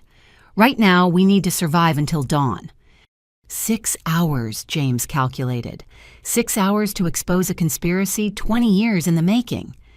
Then let's get started, Dad said. He looked stronger, angrier, ready. Elizabeth deserves justice. We all do. Patricia reopened her laptop. I'm initiating the document release. Harrison, are your people ready? Standing by. Then let's burn it all down, she said, pressing enter. Somewhere in the night, servers began transferring decades of evidence, the truth spreading like wildfire through official channels. Marcus thought he was coming to collect a key. Instead, he'd find his empire already in ashes. And at dawn, we'd be ready for whatever came next. Harrison's phone erupted with calls as Patricia's document release triggered responses across multiple agencies. FBI headquarters, state police, even Homeland Security suddenly scrambling to process 20 years of criminal evidence. Confirm receipt, Harrison barked into his phone. Yes, all files. Brennan Network, Morrison Financial, everything. While chaos unfolded around us, my siblings and I huddled together, processing Brittany's revelation about Mom's murder. Poisoned slowly, Sarah repeated, voice hollow. All those doctor visits. Richard was killing her while pretending to save her. The irony is sickening, James said. We trusted him completely, called him Uncle Richard. Dad stood at the window watching federal agents patrol our property. I brought her killer into our home, gave him access to our children, let him corrupt Marcus. You didn't know, Chloe offered weakly. I should have known. A husband should protect his wife. Stop, Patricia commanded. Guilt serves no purpose now. Elizabeth wouldn't want you drowning in self-blame. What would she want? Dad turned eyes blazing. Her murder avenged her children safe. Her family whole. I failed at all of it. We're not done yet, I reminded him. Dawn's still hours away. Harrison ended his call. Boston PD secured Brittany's apartment. They found the journal. Richard Brennan documented everything, including your mother's murder. I want to see it, Dad demanded. It's evidence now, but I can tell you it's comprehensive. Dates, doses, chemical compounds. He treated her death like a science experiment. James punched the wall, knuckles splitting. 20 years. 20 years we mourned a suicide that was actually murder. The suicide was real, Patricia corrected gently, but she was driven to it. Richard calculated every step. My phone rang. Unknown number. Harrison nodded for me to answer. Hello? Agent Walsh here, Brittany's federal handler. Your brother made contact. He wants to meet tonight, alone. Absolutely not, Harrison interjected. He says he has information about the Dawn attack, details that could save lives. It's a trap, Sarah insisted. Obviously, but we need those details. I looked at my family. Where does he want to meet? The old Brennan estate, where Richard lived. Says it's poetic justice. The estate where Mom was first drugged, where Marcus learned his dark trades, where our family's destruction began. I'll go, Dad announced. Like hell, I countered. If anyone meets him, it's me. The daughter he tried to kill, that's insane. The daughter who exposed him, he'll expect me, trust me less, make mistakes. Or kill you successfully this time, Chloe argued. Patricia studied her laptop screen. Wait, I'm tracking unusual financial activity. Large transfers from Morrison financial accounts. Marcus is moving money. How we froze everything, Harrison said. Hidden accounts, ghost transactions. He's liquidating assets we didn't know existed. How much? 40 million and climbing. 40 million, Sarah gasped. He stole 40 million. Over 20 years, apparently. Richard taught him well. Where's it going? I asked. Patricia's fingers flew across keys. Cryptocurrency. Multiple wallets. He's converting everything to digital currency. Preparing to run, Harrison concluded. Question is where? He won't run without revenge, I insisted. The meeting is real. He needs to gloat. Dad pulled on his coat. Then I'm going. We're all going, James decided. Family faces this together. That's exactly what he wants, Harrison warned. All of you in one place. Then we give him what he wants, I said, but on our terms. I outlined a plan, simple but effective. Use Marcus's arrogance against him. Patricia continues the money trace. Harrison positions teams around the estate. We go in wired and ready. And when he tries to kill us, Sarah asked, we trust the FBI to do their job. I have a better idea, a new voice said. We turned to find Agent Walsh, formerly known as Brittany, standing in our doorway. She looked different without designer clothes and perfect makeup. Smaller, more real. How are you here? Harrison demanded. Released on federal recognizance. Seems my 3 years undercover bought some goodwill. She faced our family. I know you hate me. You should. But I can help. You're still married to him, Chloe spat. Legally. Emotionally, I've been done since I learned about your mother. Richard was my uncle, but Elizabeth was innocent. Her murder crossed lines even I won't forgive. Convenient conscience, James muttered. Marcus trusts me, Walsh continued. Thinks I'm still playing the devoted wife. I can get close, disable his weapons, signal when to move. Why would you help us? I asked. Because Richard destroyed my family too.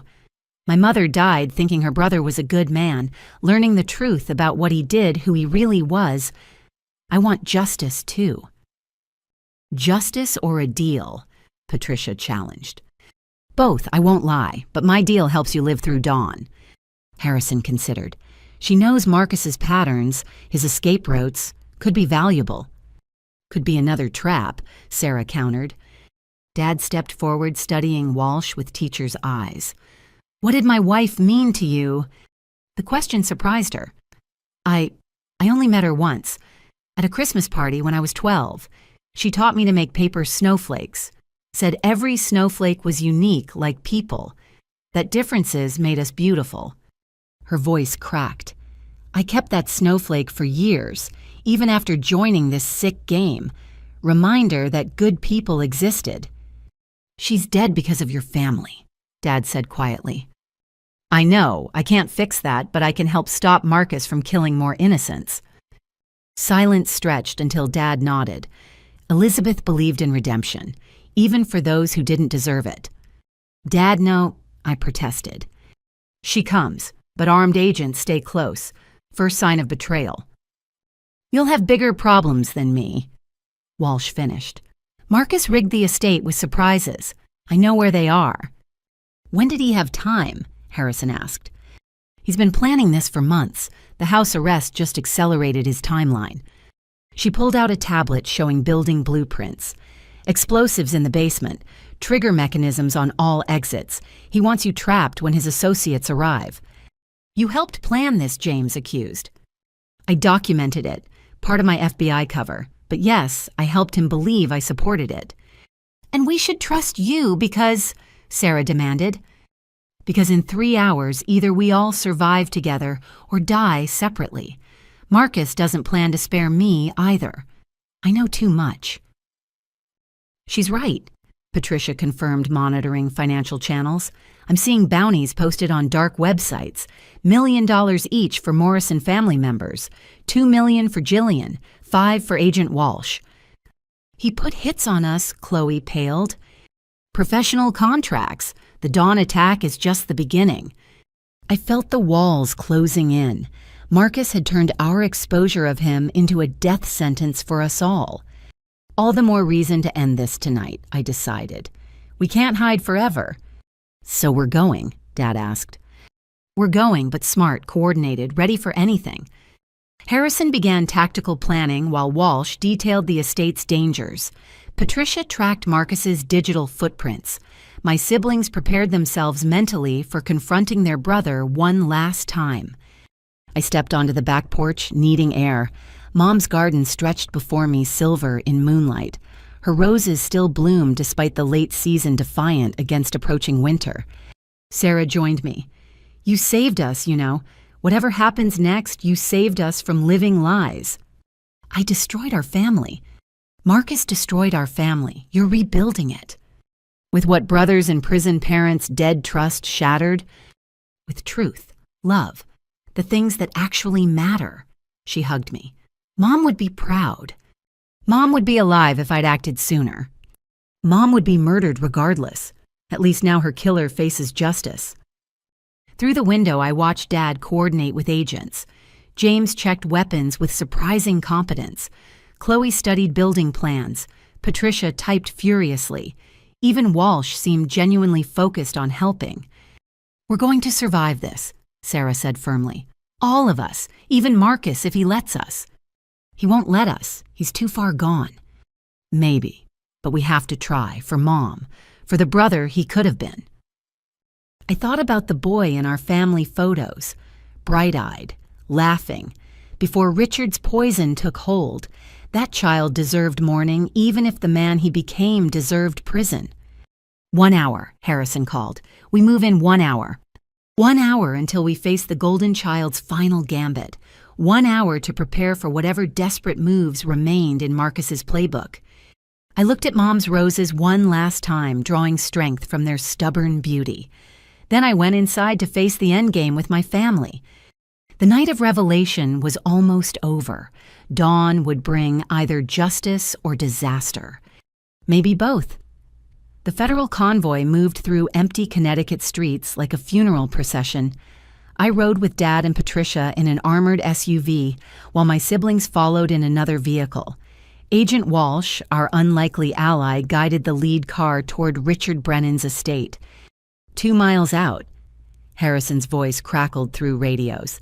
Thermal imaging shows one heat signature inside. Appears to be Marcus. Appears to be, I questioned. He's smart enough to use decoys, Walsh responded, but movement patterns match his profile. Dad stared out the window, hands clenched. 20 years I drove past that estate. 20 years of dinners, holidays, celebrations with the man who murdered my wife. You couldn't have known, Patricia said gently. I should have seen something, some sign. Psychopaths are expert mimics, I reminded him. Richard fooled everyone. Not Elizabeth. She saw through him eventually. And paid for it, Patricia added quietly. The radio crackled again. Perimeter teams in position, snipers on overwatch. We have multiple escape routes covered. Through the trees, the Brennan estate emerged like a cancer on the landscape. Gothic architecture trying too hard to impress all sharp angles and dark stone. Money without taste. Power without grace. Pull back here, Walsh instructed. Marcus has cameras covering the main approach. Our convoy stopped behind a ridge. Agents dispersed into the woods with practiced efficiency. In the distance, one window glowed in the mansion's east wing. Richard's study, Walsh identified, where he kept his trophies. Trophies, James asked over comms. Photos of victims, financial records of ruins. He displayed destruction like art. My stomach turned. Mom's killer had celebrated her death in that very room. Movement, a sniper reported. Target approaching window, confirming identity. It's Marcus Morrison. My brother appeared in the window, silhouetted against golden light. He raised a champagne glass in mock salute toward our hidden position. He knows we're here, Sarah breathed. He wants us to know he knows, I corrected. Classic Marcus. Everything's a performance. Jillian, his voice suddenly boomed through hidden speakers. Family, welcome to the finale. Exterior sound system, Walsh explained. Richard used it for garden parties. I wondered when you'd arrive, Marcus continued. Though I expected more subtlety from the FBI, 17 agents is overkill for one financial advisor. 23 agents, Harrison muttered. He missed 6. Come inside. Let's discuss terms like civilized people. Or would you prefer I start the fireworks early? On cue, a small explosion rocked the estate's garden shed. Flames leaped into the night sky. Just a demonstration, Marcus assured us. The main show waits for dawn, unless we reach an agreement. What does he want? Chloe asked. Everything, I answered. Always everything. Harrison coordinated response teams to the fire while maintaining perimeter security. Through it all, Marcus watched from his window, conducting chaos like a maestro. 1 hour until dawn. Patricia noted, checking her phone. His associates will move soon. Then we go in, Dad decided. End this before more people get hurt. Negative, Harrison countered. Too dangerous. Everything's dangerous now, I argued. At least inside we can contain him. Or he contains you. Those explosives aren't for show. Jennifer knows where they are. I used Walsh's real name deliberately. We can avoid them. Some of them, she corrected. Marcus didn't share everything, even with me. Through the radio, we heard federal chatter about suspicious vehicles approaching from multiple directions. The dawn attack was mobilizing early. We're out of time, I insisted. She's right, Dad supported me. Better to face Marcus than unknown assassins. Harrison struggled with the decision. Protocol demanded caution. Reality demanded action. You have 10 minutes, he conceded. Full wire surveillance.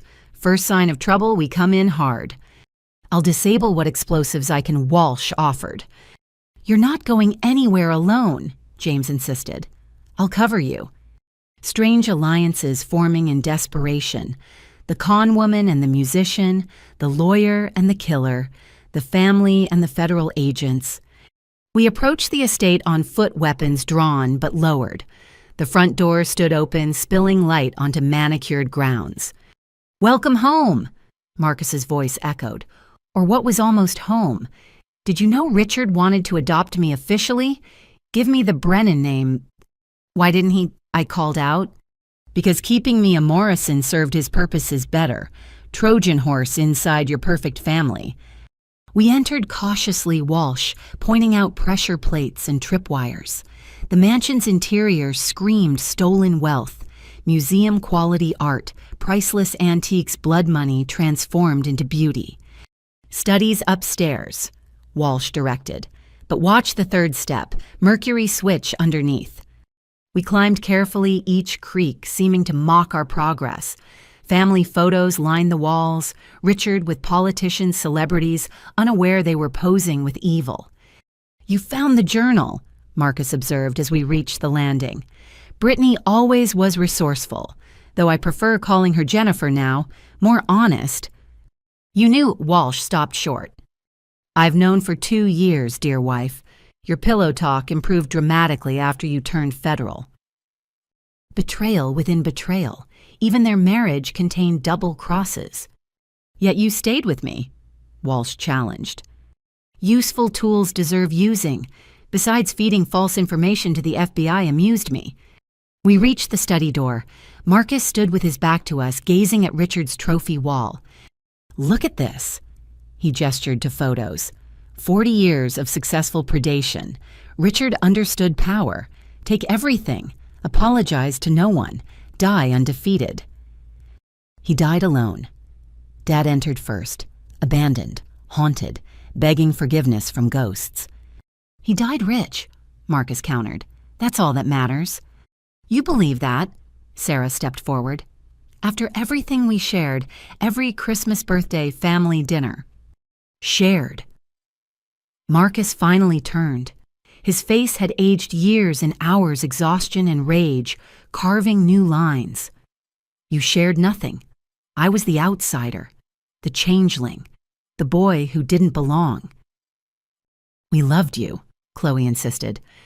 You loved the performance, the Golden Child Act, but underneath you all knew something was wrong, felt the difference. Because Richard made you different, James argued, not because we rejected you. Semantics. The result remains. I was alone in a house full of people, rich in a family of modest means, ambitious among the complacent. Corrupted among the innocent, I added. His laugh was bitter. Innocent dad cheated his students with grade inflation for favorites. Mom buried her head in gardens rather than face reality. You all lived in delusion. While you lived in theft, Dad said quietly. While I lived in truth, Richard's truth. Power comes from taking, not giving. Love is weakness. Family is leverage. Then why call us here? Patricia asked. Why not just run with your millions? Because running is losing, and I don't lose. He pulled out a remote control. Red lights blinked on devices throughout the room. Insurance, he explained. One button ends everything. This room, this family, this whole sick story. You'd kill yourself too, Walsh noted. Better than prison, better than poverty, better than living with failure. This isn't winning. I stepped closer. It's just another performance. The Golden Child's final show. Stay back, he warned, finger hovering over the button. Why you're going to push it anyway? Might as well get close for the finale. I moved steadily forward, seeing fear creep into his eyes. For all his bravado, Marcus didn't want to die. I'll do it, he threatened. No, you won't, because deep down you still want to win, still think there's an angle to play. You don't know me. I raised you, changed your diapers, taught you to tie shoes, read you bedtime stories. Ancient history. Our history, before Richard, before poison, when you were just my little brother who was afraid of thunderstorms. Something flickered in his expression, memory fighting programming. Remember the fort? Sarah joined my approach. The one we built in the basement, you made us sign a constitution, equal votes for everyone. Childish nonsense. Marcus dismissed, but his voice wavered. You wrote no tyrants allowed on the door. James added, said every kingdom needed democracy. Before you became the tyrant, Chloe observed sadly. I became what was necessary, Marcus insisted. What Richard showed me I could be. What Richard forced you to become, Dad corrected. He stole your choices, made you his weapon against us. I chose plenty, Marcus countered. Chose every theft, every lie, every betrayal. After he rewired your soul, Patricia said gently. Elizabeth saw it happening, tried to stop it, died trying to save you. She died because she was weak. She died because she loved you. I reached for the remote. Loved the boy you were, mourned the man you became, but never stopped hoping you'd find your way back. His hand trembled. Tears gathered but didn't fall. It's too late, he whispered. It's never too late. Dad stepped beside me. You're still my son. Blood or not, crime or not. I failed you, but that love remains. Love. Marcus laughed brokenly. You don't love me. You love the idea of me, the son you wanted versus the one you got. I love both, Dad insisted. The golden child and the broken man, the performer and the person underneath. There's nothing underneath. Richard made sure of that. Richard's dead, I reminded him. His voice doesn't have to be yours anymore. For a moment, Marcus looked impossibly young, lost, the mask cracking to reveal decades of pain. Then headlights flooded the room. Vehicle engines roared outside. The dawn attack had arrived early. Contacts incoming. Harrison's voice exploded through comms. Multiple hostiles, weapons hot. Marcus smiled sadly. Too late for redemption stories. The bills come due. He didn't press the button. Instead, he set down the remote and walked to the window. They're here for all of us, he observed casually. My associates don't leave witnesses. Then help us stop them, I urged. Why prison or death? Those are my only options now. Living is an option. Testified, protected, alive to make amends. Amens. He turned back. I destroyed dozens of lives, stole millions, helped murder our mother. What amends could possibly balance that? Gunfire erupted outside. Federal agents engaging Marcus's arriving associates. Our family huddled together as windows shattered. This is how it ends, Marcus observed. The golden child's kingdom burning down. This is how it changes, I countered, grabbing the remote. You can still choose differently. He looked at each of us. His fractured family, his abandoned siblings, his betrayed father. I'm sorry, he said quietly. 2 words carrying 20 years of weight. Then he pulled a hidden gun, turning toward the door as footsteps pounded up the stairs. Get down, he screamed, firing at the first attacker through the doorway. Chaos exploded. Gunfire, shouts, federal agents breaching from multiple points, Marcus's associates fighting viciously. In the madness, I saw my brother's choice. Not redemption exactly, but protection. Using his last moments to shield the family he'd terrorized. A bullet caught him center mass. He staggered but kept firing, buying us precious seconds to take cover. Marcus. Dad lunged forward, but James held him back. More shots. Marcus fell to his knees, blood spreading across Richard's precious carpet. The basement, he gasped. Main charges, kitchen pantry, 60 seconds. Walsh and Harrison sprinted for the basement while agents subdued the remaining attackers. I crawled to Marcus, pressing against his wounds. Why, I asked. Mom's roses, he whispered, kept seeing them, every dream, asking why I let them die. His eyes found Dad. Tell her I remembered the Constitution, no tyrants. I'll tell her, Dad promised, tears streaming. Marcus smiled. The first genuine smile I'd seen from him in 20 years. Then the golden child closed his eyes and finally stopped performing. Around us, federal agents secured the scene. The dawn attack was repelled, the explosives disarmed, the family saved. But victory tasted like ash, because in the end, Marcus found redemption the only way he could, by dying for the family he'd lived to destroy. The golden child was gone. What remained was just a man who remembered too late what love meant. And in Richard Brennan's study, surrounded by trophies of destruction, the Morrison family mourned the brother we'd lost twice, once to corruption and finally to conscience. The aftermath of the shooting left us in a surreal calm. Federal agents processed the scene while EMTs confirmed what we already knew. Marcus was gone. Dad held his body until they gently but firmly separated them, leading us to a secure room while investigators worked. He saved us, Sarah said, numbly shocked, making her voice distant. He saved himself, I corrected quietly, from becoming Richard completely. Agent Harrison entered blood on his tactical vest, but moving steadily. Scene secure. 3 attackers dead, 2 in custody. Your brother's intelligence was accurate. We found enough explosives to level the entire estate. What happens now? Dad asked, aged a decade in one night. Now we clean up, and Ms. Morrison executes the legal strategy she's been building. All eyes turned to me. Even in grief, the machinery of justice couldn't pause. I've been preparing for 2 years. I began pulling out my secured phone. Every document filed, every protection arranged, every contingency covered.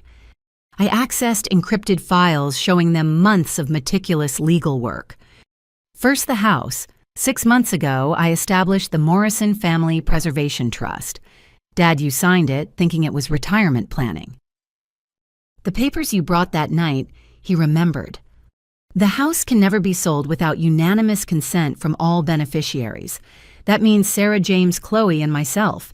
Marcus was specifically excluded with a morality clause. You knew he'd try to take it? Chloe asked. I knew he'd already tried. 3 previous attempts to forge deed transfers, all blocked by the trust structure. I pulled up more documents. Your personal assets are equally protected. Individual trusts preventing unauthorized access.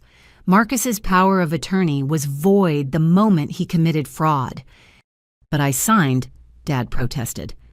Under duress and misrepresentation, I filed sealed challenges to every document Marcus prepared. Judge Patterson agreed to emergency hearings if needed. Judge Patterson, James recognized the name, from Mom's book club. Who better to protect Dad than someone who knew Mom's wishes? Patricia smiled grimly. Elizabeth would be proud, using community connections for justice. That's just the beginning. I showed them FBI agreements. Every family member has immunity deals. Sarah, your actions at the bank were documented as coercion. James, any debts to Marcus are void. Illegal loans have no standing. Chloe, we're reopening your divorce settlement given Marcus's interference. You thought of everything, Sarah breathed. I thought of family. Marcus thought of money. That's why I won. Harrison's phone rang. He listened, then smiled. Brittany, Agent Walsh, located the Cayman accounts. $43 million recovered so far.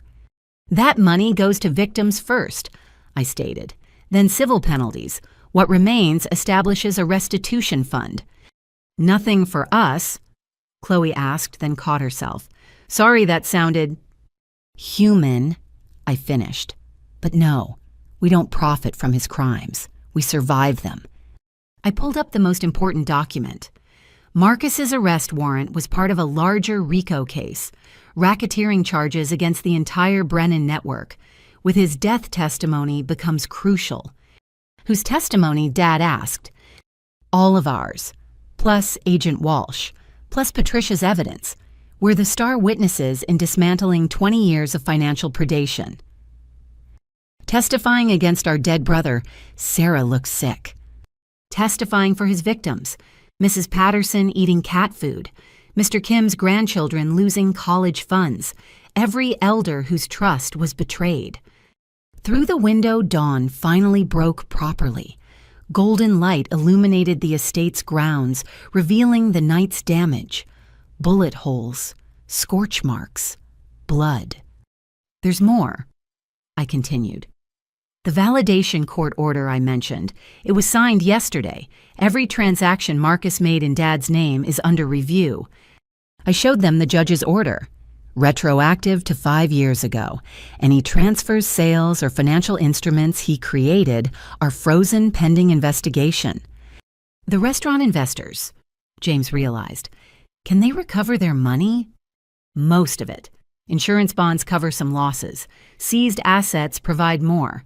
No one gets whole, but everyone gets something. What about criminal charges? Dad worried. If transactions are void, you're protected. Victims of identity theft aren't prosecuted for the thief's actions.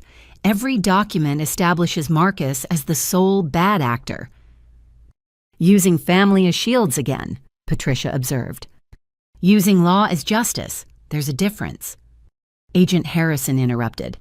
Ms. Morrison, we have a situation.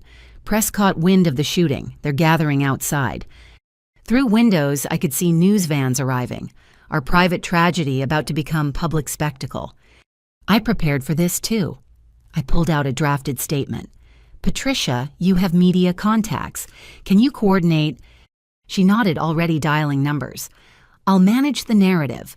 Focus on victims, not family drama. Wait, Chloe said. What about Marcus's funeral? His reputation. He died saving federal agents from explosives, I said carefully. That's the story, a moment of redemption after years of crime. Lying about him even in death, Sarah challenged. Choosing which truth to emphasize. He was a criminal, also a brother. Both things matter. Dad stood slowly. I want to see him again. before they take him. Harrison looked to me. I nodded. We all do. We returned to the study where Marcus fell. His body was covered but not yet removed. Dad knelt beside him, pulling back the sheet. In death, my brother looked peaceful. The strain gone. The performance ended. Just the face I'd known since birth, finally at rest. He was 4 when you were born, Dad told me. So excited about a baby sister. Carried your picture everywhere. Before Richard, I said. Before everything went wrong. Dad touched Marcus's hair gently.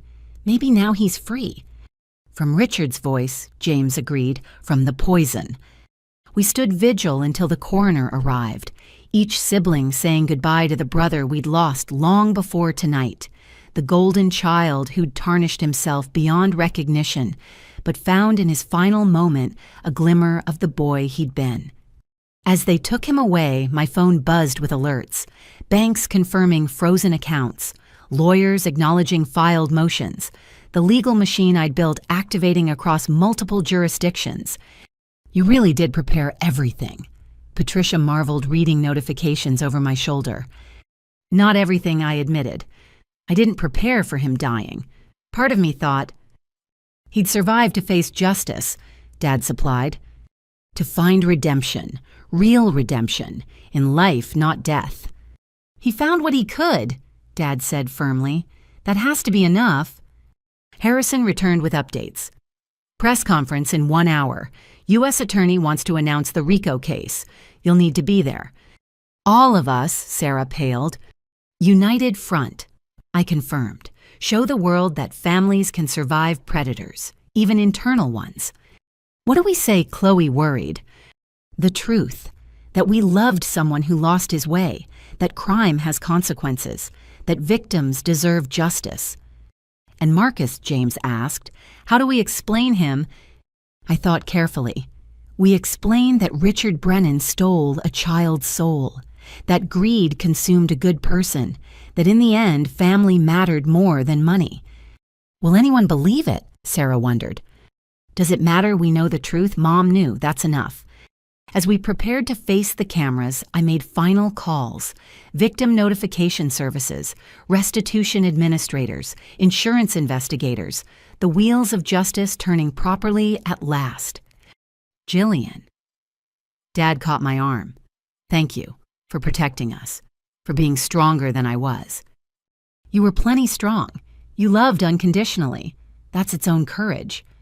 Your mother would be so proud. You became everything she hoped. We all did. I looked at my siblings. We survived, together. That's what she wanted most. Outside, reporters gathered like vultures, but I felt ready. 2 years of preparation crystallizing into this moment. The legal framework to protect my family was complete. The criminal network was exposed. The victims would receive justice. Marcus was gone, but his shadow no longer loomed over us. The golden child had fallen, and in falling set us free. Time to tell the world how a family survives betrayal, how love endures despite theft, how justice prevails even when it costs everything. The legal lightning had struck. Now came the cleansing rain of truth. The press conference was scheduled for 9 a.m., but by 8:30 we received word that changed everything. Agent Walsh burst into our temporary headquarters at the local FBI office, face flushed with urgency. He's alive.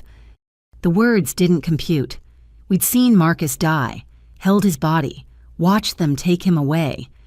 That's impossible, Harrison stated flatly. The body in the morgue isn't Marcus Morrison. Fingerprints don't match. DNA pending, but preliminary blood type is wrong. The room spun.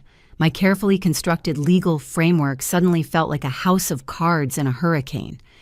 Then who? Dad couldn't finish. Best guess, one of his associates. Similar height and build. The facial damage from the shooting obscured identity. He played us, I breathed. Even at the end, he played us. Security footage shows someone in tactical gear leaving through the basement during the firefight. We thought it was one of ours. The explosives, James realized. He sent us to the basement to create a distraction. My phone rang. Unknown number. With shaking hands, I answered and put it on speaker. Did you really think I'd die for you? Marcus's voice filled the room alive and mocking. My grand gesture of redemption. Please. I've been playing this family for 20 years. Why stop now? Marcus, Dad's voice broke. We mourned you. Touching. Did you cry, Dad? Did you regret choosing Jillian over your real son? You're not my real son, Dad said quietly. We both know that now. Silence, then a laugh. So Patricia told you about Richard being my father. Good. Let's stop pretending we're family. We are family, Sarah insisted. Blood doesn't change that. Blood is everything. Richard taught me that. His blood runs in my veins, not Thomas Morrison's weak genetics. Where are you? I demanded. Close enough to watch the press conference, far enough to escape, but I'm not calling to gloat. I'm calling to negotiate. The U.S. attorney doesn't negotiate with fugitives, Harrison interjected. But families negotiate with family, and despite everything, these fools still see me as theirs. He was right. Even knowing he'd faked his death manipulated our grief, my siblings looked hopeful. The golden child's hold remained strong. What do you want? I asked. What I've always wanted. Everything. The house, the money, the legacy, but I'll settle for half. Half of what? The $43 million Agent Walsh so helpfully recovered. Transfer half to accounts I'll specify and I disappear forever. That money belongs to victims, Patricia stated. Those victims were weak. Natural selection in action. They'd have lost it eventually anyway. You're sick, Chloe spat. I'm evolved. Richard showed me that morality is a luxury only the poor believe in. Richard died alone and terrified. I reminded him. Is that evolution? Richard died rich. That's all that matters. On another line, FBI techs worked frantically to trace the call. Harrison showed me their progress, narrowing location but needing more time. Keep him talking, he mouthed. Even if we wanted to transfer money, I said, it's frozen by court order, multiple jurisdictions, impossible to move quickly. You found ways to freeze it quickly enough, find ways to unfreeze it. That's not how law works. Law. He spat the word. Your precious law couldn't stop me for 20 years. Couldn't save Mom. Couldn't protect Dad. But suddenly, it's sacred. Law is all that separates us from predators like you. We're all predators, Jillian. Some just admit it. Dad stepped closer to the phone. Marcus, please, come home. Face justice. I'll stand by you through trial. Stand by me. You couldn't stand by me when I was your golden child. Why would I trust you now? Because despite everything I love you, love. Another bitter laugh. You loved the performance, the son who reflected glory on you. When I stopped performing, you replaced me with Jillian. That's not true. Isn't it? Who did you brag about at school? Your son, the financial advisor, or your daughter, the lawyer, who got the proud father speeches? You were stealing from my colleagues. I was succeeding building an empire while she was still in school. But success without morality meant nothing to you.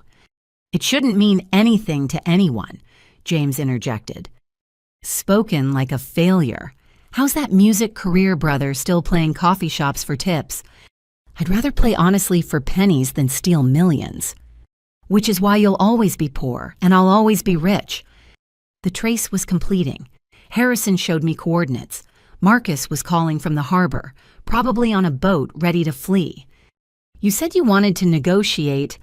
I redirected. Half the money for disappearing forever. What else? Immunity. Full and complete. No pursuit, no charges, no investigation. That's impossible. Federal charges are already filed. Then unfile them. You're clever, Jillian. Figure it out. Even if I could, which I can't, why would we trust you to stay gone? Because the alternative is war. I have resources, connections, people who owe me favors. Your little legal protections won't stop a determined assault. You're threatening us again. I'm explaining reality. Give me what I want or spend your lives looking over your shoulders. We're already doing that, Sarah said quietly.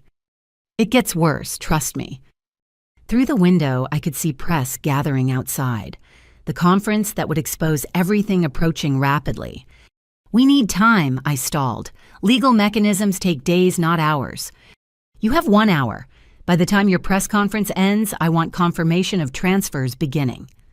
Or I release everything, not just financial records, personal ones, every family secret, every embarrassment, every private moment you thought was safe. You monitored us that closely. Chloe sounded sick. I know Sarah's therapy transcripts, James's addiction struggles, Chloe's breakdown after the divorce, Dad's grief journals, even perfect Jillian's moments of doubt. Those are private. Nothing's private from family, and I documented everything. The violations kept multiplying, not just financial predation, but emotional surveillance. The golden child is family stalker. Release it, I said firmly. We have nothing to hide. Really, Dad doesn't mind the world knowing about his suicide attempt after Mom died. Sarah's comfortable with her eating disorder becoming public. James wants his drug arrest at 17 broadcast. Each revelation landed like a blow. Things we'd thought buried. Moments of pain weaponized. You're evil, James stated simply. I'm prepared. The difference between winner and loser. You've already lost, I countered. Living in shadows. Running forever. No family, no home, no peace. I'll have money. Money buys everything else. Money didn't buy Richard love. Won't buy you redemption. Still believing in redemption after everything I've done, you're more naive than Mom. Mom believed in redemption until her last breath. That's strength, not naivety. Mom killed herself rather than face truth. That's weakness defined. Mom was murdered by your real father. The man you're so proud to emulate. Silence stretched. When Marcus spoke again, his voice had changed. Colder, harder. 1 hour, half the money or full exposure, choose wisely. The line went dead. We stood in stunned aftermath processing new betrayals. He monitored our therapy, Sarah whispered, our private moments. He monitored everything. Patricia confirmed, checking her systems. I'm finding hidden cameras in all your homes, keyloggers on computers, your entire lives under surveillance. For how long? Dad asked. Years, maybe a decade. The technology evolved, but the invasion remained constant. How do we fight that? Chloe despaired. He knows everything about us.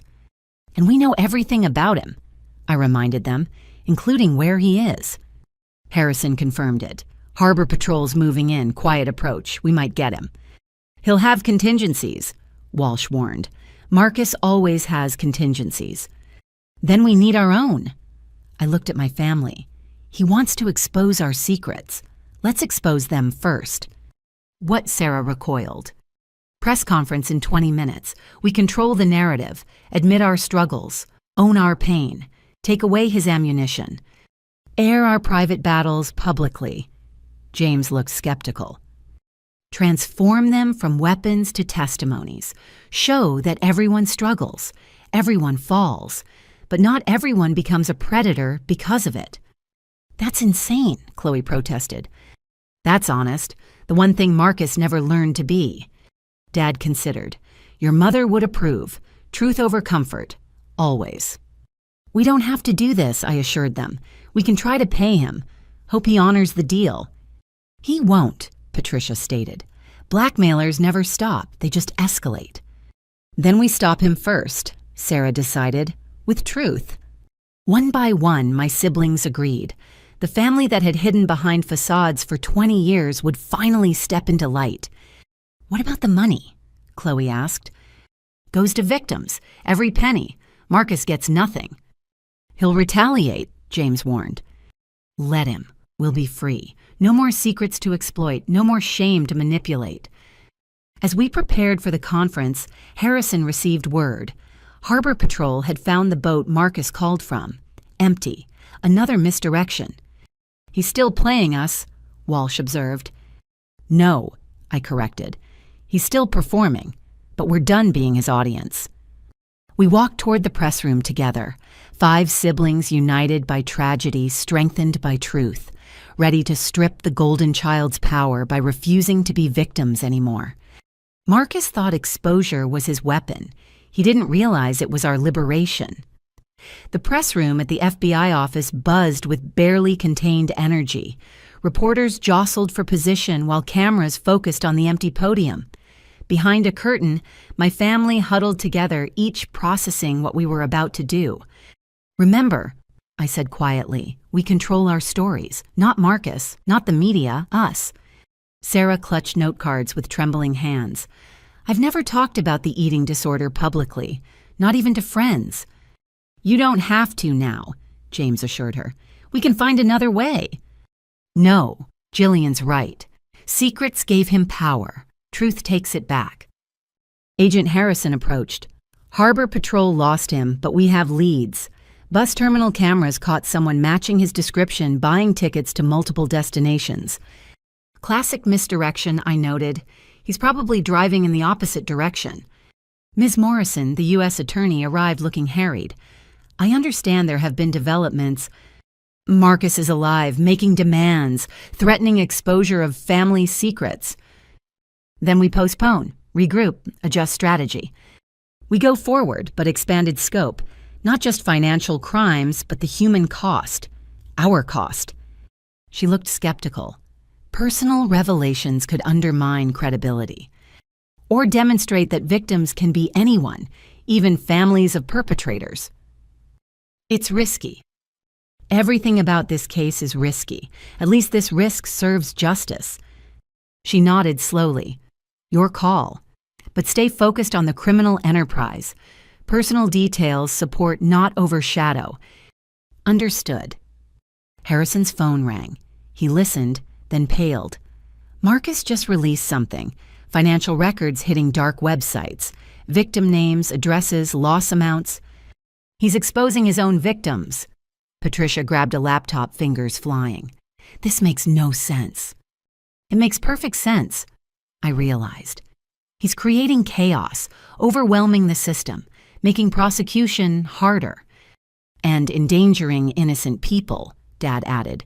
"They'll be targeted for identity theft, harassment, secondary victimization." "Can we stop it?" Chloe asked. "Already spreading," Patricia reported. "Multiple mirror sites. It's like he prepared this nuclear option months ago." "Then we counter with truth," I decided. "Show the world who released it and why. Make him the villain, not the victims." The U.S. attorney nodded. "I'll adjust my remarks. This changes the narrative, but not the goal." 2 minutes, Atek announced. We took positions, the attorney at the podium, our family to the side. Visible, but not central, until our moment came. "Good morning," she began as we entered. "I'm here to announce the largest elder fraud takedown in Connecticut history. The Morrison Financial Advisory Network stole over $40 million from vulnerable victims across multiple states." Cameras clicked furiously. Reporters scribbled notes, the story they'd come for unfolding. The investigation revealed systematic targeting of elderly clients, sophisticated money laundering, and corruption spanning 2 decades. At the center was Marcus Morrison, who learned his criminal trade from Dr. Richard Brennan. She outlined the RICO case, the charges, the evidence. Professional, devastating. The Golden Child's empire laid bare. However, this case involves more than numbers. It involves families. Betrayal at the most personal level. The Morrison family themselves, victims of Marcus's crimes, have shown extraordinary courage in exposing this network. My cue. I stepped to secondary microphones, my family flanking me. "My name is Jillian Morrison. Marcus is my brother, was my brother. For 20 years, we believed he was building success. Instead, he was building a criminal empire on our family's reputation." I paused, gathering strength. He stole more than money. He stole trust, from clients who saw our father's integrity and assumed Marcus shared it, from siblings who believed his lies, from parents who loved unconditionally. This morning, Marcus threatened to release our family's private struggles if we didn't pay him $21 million. Medical records, therapy notes, moments of pain he surveilled and stockpiled. Murmurs rippled through reporters. This wasn't the story they'd expected. We refuse to be blackmailed. Instead, we'll share our truths ourselves, because shame only exists in shadows, and Marcus has hidden in shadows long enough. I stepped back. Sarah moved forward, voice shaky but determined. I'm Sarah Morrison. I work at Connecticut Savings. Marcus manipulated me into providing account access claiming our father had dementia. I helped him steal because I trusted him. She took a breath. He threatened to reveal my eating disorder, treatment I sought after our mother's death. I'm not ashamed of needing help. I'm ashamed I enabled his crimes. But I'm testifying, fully, because victims deserve justice more than I deserve privacy. James took the microphone next. I'm James Morrison, musician. Marcus sabotaged my career for years, then offered loans I couldn't repay. He knew about my teenage drug arrest, addiction issues I fought to overcome. His voice strengthened. 13 years clean. That's not shame. That's victory, and I won't let him weaponize my recovery. Chloe stepped up. I'm Chloe Morrison. Marcus interfered with my divorce, ensuring I lost everything. He has documentation of my breakdown afterward, hospitalization for depression. She lifted her chin. Mental health isn't weakness. It's human. I survived my lowest point. I'll survive him exposing it. Dad approached slowly, aged but dignified. I'm Thomas Morrison, father who failed, teacher who was deceived, widower who attempted suicide in grief. The admission hung heavy. Marcus has my private journals, moments of despair after losing Elizabeth. But grief isn't shameful. Love lost hurts. That's not weakness. That's humanity. Patricia surprised us by joining. I'm Patricia Chen Elizabeth's sister, exiled for discovering truth. Marcus has records of my own struggles, therapy for family trauma, medication for anxiety. Every family has pain. Ours just had a predator documenting it, but predators lose power when prey refuses to hide. We stood together, exposed but unbroken. The press room had gone silent, processing this unprecedented confession. The U.S. attorney resumed control. The Morrison family's courage in facing both public corruption and private pain demonstrates why this prosecution matters. Criminals like Marcus Morrison don't just steal money, they steal dignity, security, family bonds. But as you see, they can't steal truth or courage or justice. She outlined next steps: victim restitution, ongoing investigation, the hunt for Marcus. Mr. Morrison faked his death this morning to avoid capture. He's now releasing victim information online, further victimizing those he's already harmed. We need public help finding him before more damage occurs. Marcus's photo appeared on screens, the golden child exposed as common criminal. Questions erupted, reporters shouting over each other. We answered what we could, stayed silent on active investigation details. Ms. Morrison, one called out, "Do you really think public confession protects your family?" "I think truth protects everyone. Marcus trades in secrets. We're declaring bankruptcy on that currency." But victim information is still spreading online. Patricia pulled out her laptop. Not for long. FBI cyber teams are working with major platforms, sites going dark, information being contained. We can't stop everything, I admitted. But we can minimize damage, warn victims, provide credit monitoring, show that exposure doesn't mean destruction. What about Marcus? Where do you think he's gone? Wherever predators go when hunting grounds disappear. But he can't run forever. Too many people looking. Too much evidence compiled. "Would you forgive him?" a reporter asked Dad. "I forgive the boy he was. Pity the man he became. But forgiveness doesn't mean escape from consequences.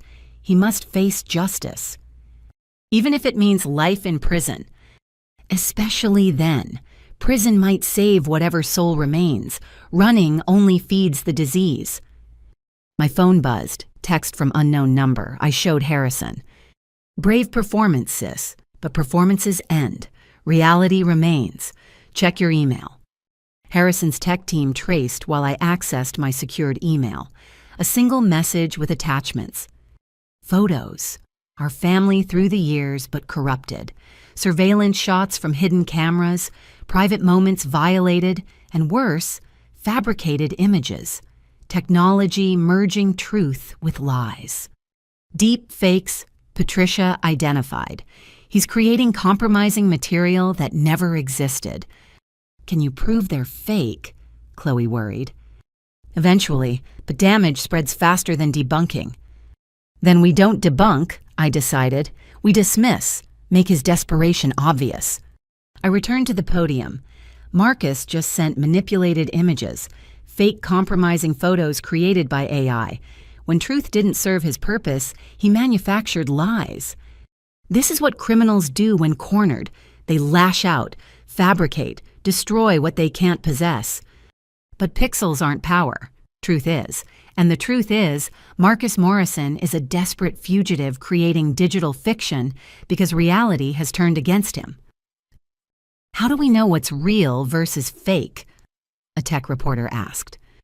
You don't. That's his goal. Chaos through uncertainty. But courts require evidence, verification, authentication. His digital tantrums are noise, not proof. The press conference continued, but I felt the shift. From sensational story to human truth. From family shame to family strength. Marcus thought exposure was his weapon. Instead, it became our testimony. Proof that surviving trauma doesn't mean hiding it. That criminals can wound but not destroy those who refuse to be victims. As we concluded, Harrison pulled me aside. Canadian Border Patrol thinks they spotted him, following up. He won't go to Canada. Too obvious. Where then? I thought about my brother, his patterns, his pride. Somewhere he thinks he owns. Somewhere that feeds his ego. The estate, we have agents. No, somewhere else, connected to Mom. Understanding dawned. The cemetery. He needs to gloat, to tell her he won. That's where he'll go. That's insane. That's Marcus, brilliant but broken. He can't leave without claiming victory over her ghost. Harrison mobilized units while we extracted ourselves from reporters. The family phoenix had risen from ashes of exposure, now to catch the arsonist who'd lit the fire. You did it, Patricia told us as we left. Turned his weapons into your strength. We survived it, I corrected. Strength comes next. What's next? Sarah asked. We catch him, try him, convict him, then rebuild without him. Think he's really at the cemetery? James wondered. He's there, performing for the only audience that ever mattered, the mother he helped destroy. We drove toward the cemetery, federal convoys following, the final confrontation approaching. Marcus would stand at Mom's grave claiming victory over her values. He didn't know her children had become her vengeance, truth her weapon, justice her legacy. The golden child's last performance was about to end where our family tragedy began, at the grave of the woman who'd loved him despite seeing what he'd become. Time to bring Marcus home, not to the house he'd tried to steal, but to the cell he'd earned, and maybe finally to the peace that comes from facing truth without performance. The phoenix had risen, now to cage the fire starter before he burned again. We arrived at Fairview Cemetery as storm clouds gathered, lending drama to an already theatrical moment. FBI vehicles surrounded the perimeter while we approached Mom's grave in a tight formation. Harrison had wanted us to wait, but I knew my brother. His ego demanded an audience, especially family. Marcus stood exactly where I'd predicted, his back to us, speaking to Mom's headstone. Designer suit immaculate despite his fugitive status. The golden child still performing even now. 20 years, Mother. His voice carried on the wind. 20 years of building what you never could. An empire, a legacy, real power. Marcus, Dad called out. My brother didn't turn. The cavalry arrives. Tell me, Dad, did you enjoy your public confession admitting weakness to the world? I admitted humanity. There's a difference. Semantics. You showed them you're broken, pathetic. Everything Richard said you were. Richard's dead. I stepped closer. His poison doesn't have to be your voice anymore. Marcus finally turned. His face shocked me. Gaunt, exhausted eyes burning with manic energy. The successful businessman mask had slipped, revealing the desperate criminal beneath. Still trying to save me, Jillian, even after everything? Trying to stop you. Salvation's your choice. He laughed, the sound sharp and wrong. Salvation, redemption, Mom's favorite words. Look where they got her. He gestured to the grave, 6 feet under, destroyed by truth she couldn't face. Murdered by your father, Sarah corrected.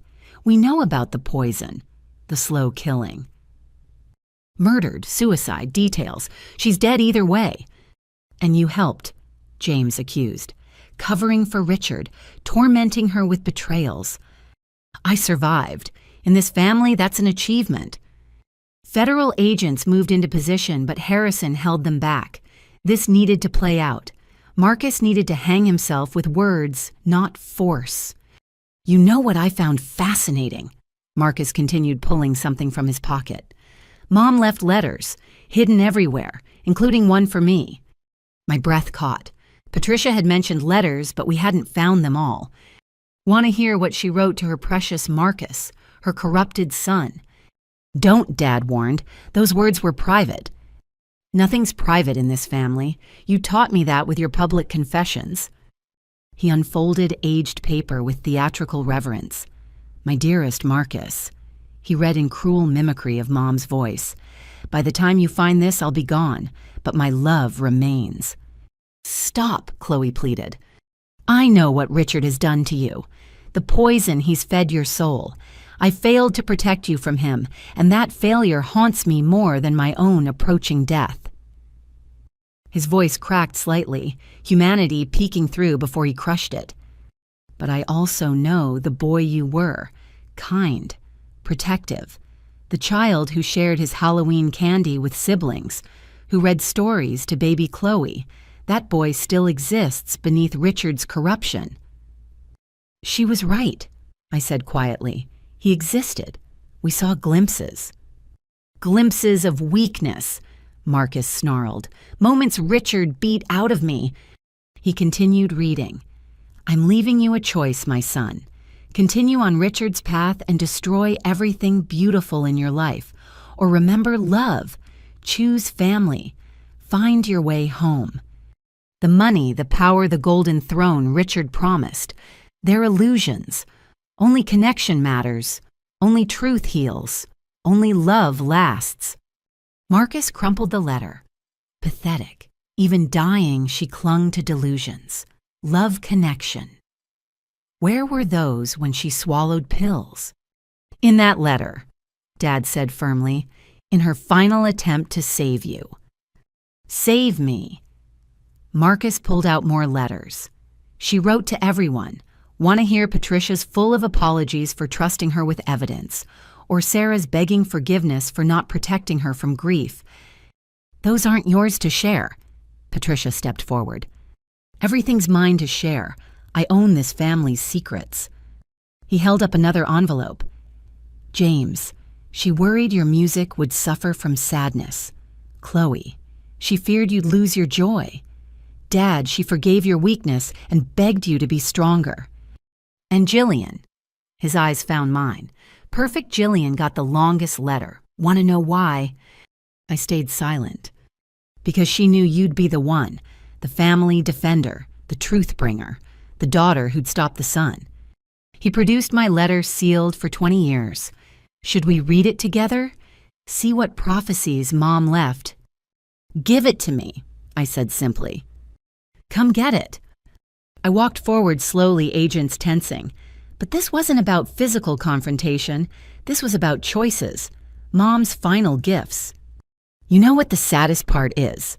I asked as I approached. She loved you most. Despite everything, knowing everything, she loved you most. Lies.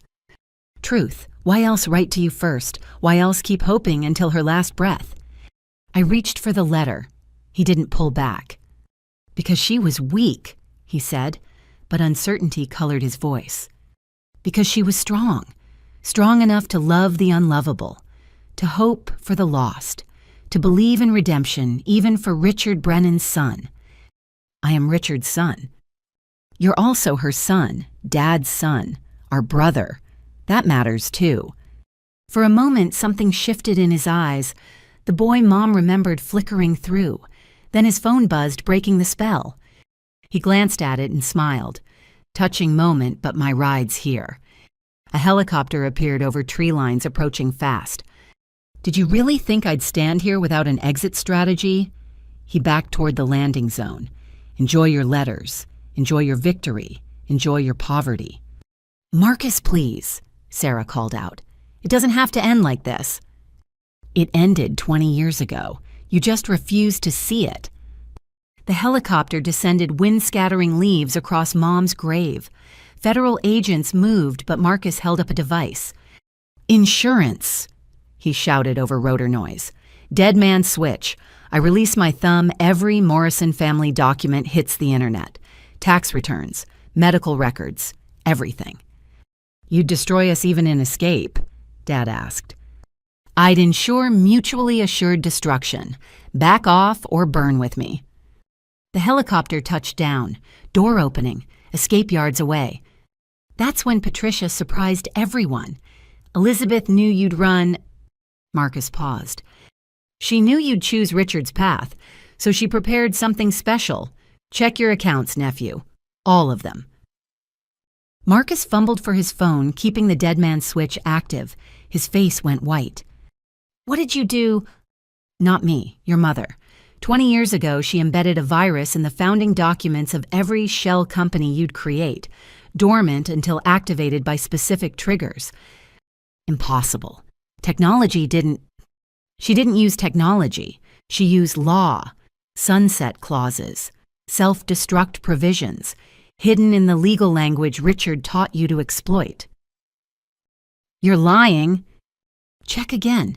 Every account, every haven, every carefully hoarded dollar. Marcus's phone showed the truth. Accounts zeroing out, transfers reversing, 20 years of stolen wealth evaporating. She knew, Patricia continued, that you'd build on Richard's foundation, so she made that foundation poison, took her own life to activate clauses requiring her death certificate. The suicide wasn't just despair, I realized. It was a trigger. A 20-year time bomb, Patricia confirmed, designed to detonate when Marcus felt safest. Marcus stared at his phone in horror, his empire crumbling in real time, the golden throne collapsing to dust. She destroyed me from the grave. She saved you, Dad corrected. Removed the temptation. Forced the choice she always wanted you to make. Without money, you're just Marcus, I added. Our brother, not Richard's creation. The helicopter pilot gestured urgently. Time running out, FBI closing in. Marcus looked at us, his family, the people he'd terrorized and betrayed but who still stood here, still hoping. Then he looked at the helicopter. Freedom. Empty freedom, but freedom nonetheless. You want me to choose family over escape? He laughed bitterly. After everything I've done, we want you to choose yourself over Richard, James said. The person over the performance. That person died with Mom. That person wrote Halloween candy shares into his will at age 9, Chloe reminded him. I found the document in Mom's papers. You wanted to make sure we'd never run out of candy. Something broke in Marcus's expression, the mask finally cracking completely.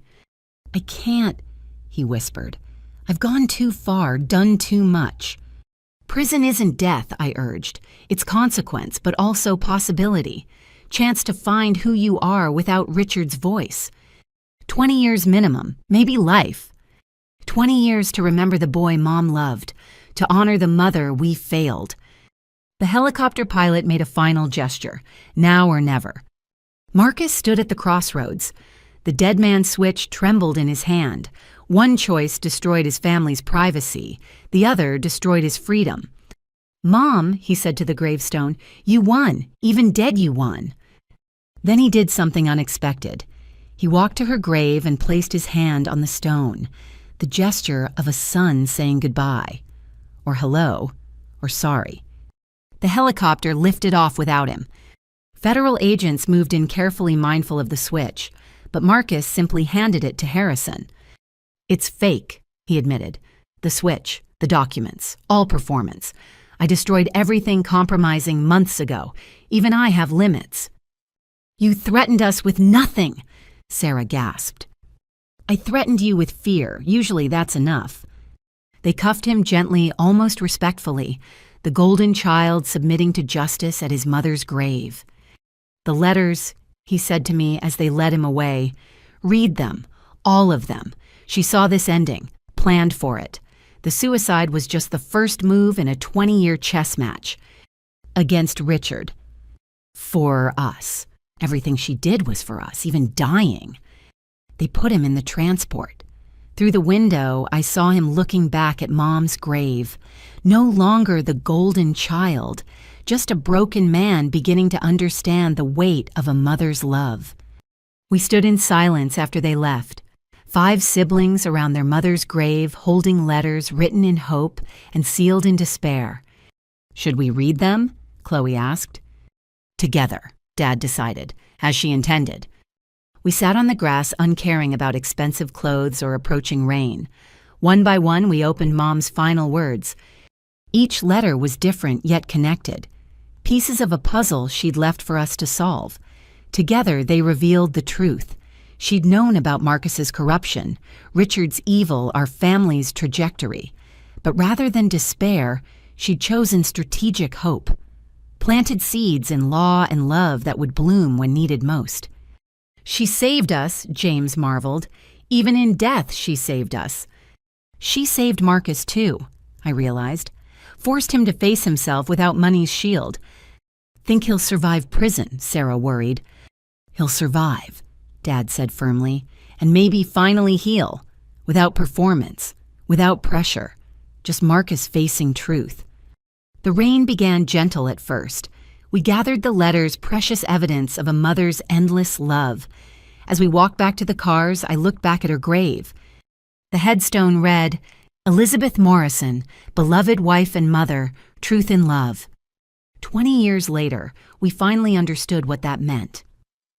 3 months after Marcus's arrest, the federal courthouse in New Haven became the stage for the final act of our family tragedy. Media lined the steps while protesters demanded justice for elderly victims. Inside, 24 of Marcus's victims filled gallery rows, their faces mixing hope with weathered pain. I sat at the prosecution table as the lead witness, my family behind me in the first row. Across the aisle, Marcus appeared diminished in his orange jumpsuit. The designer suits were gone, the golden boy swagger replaced by something I hadn't seen before. Acceptance. "All rise," the bailiff announced, the Honorable Judge Catherine Walsh presiding. Judge Walsh, no relation to Agent Walsh, had a reputation for fairness tempered by steel.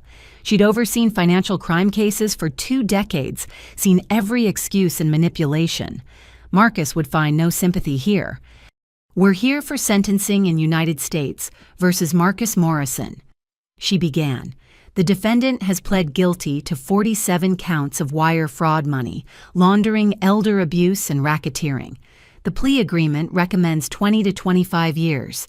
However, I'll hear victim impact statements before deciding." One by one, Marcus's victims approached the podium. Mrs. Patterson, no longer eating cat food but still struggling, spoke of retirement dreams destroyed.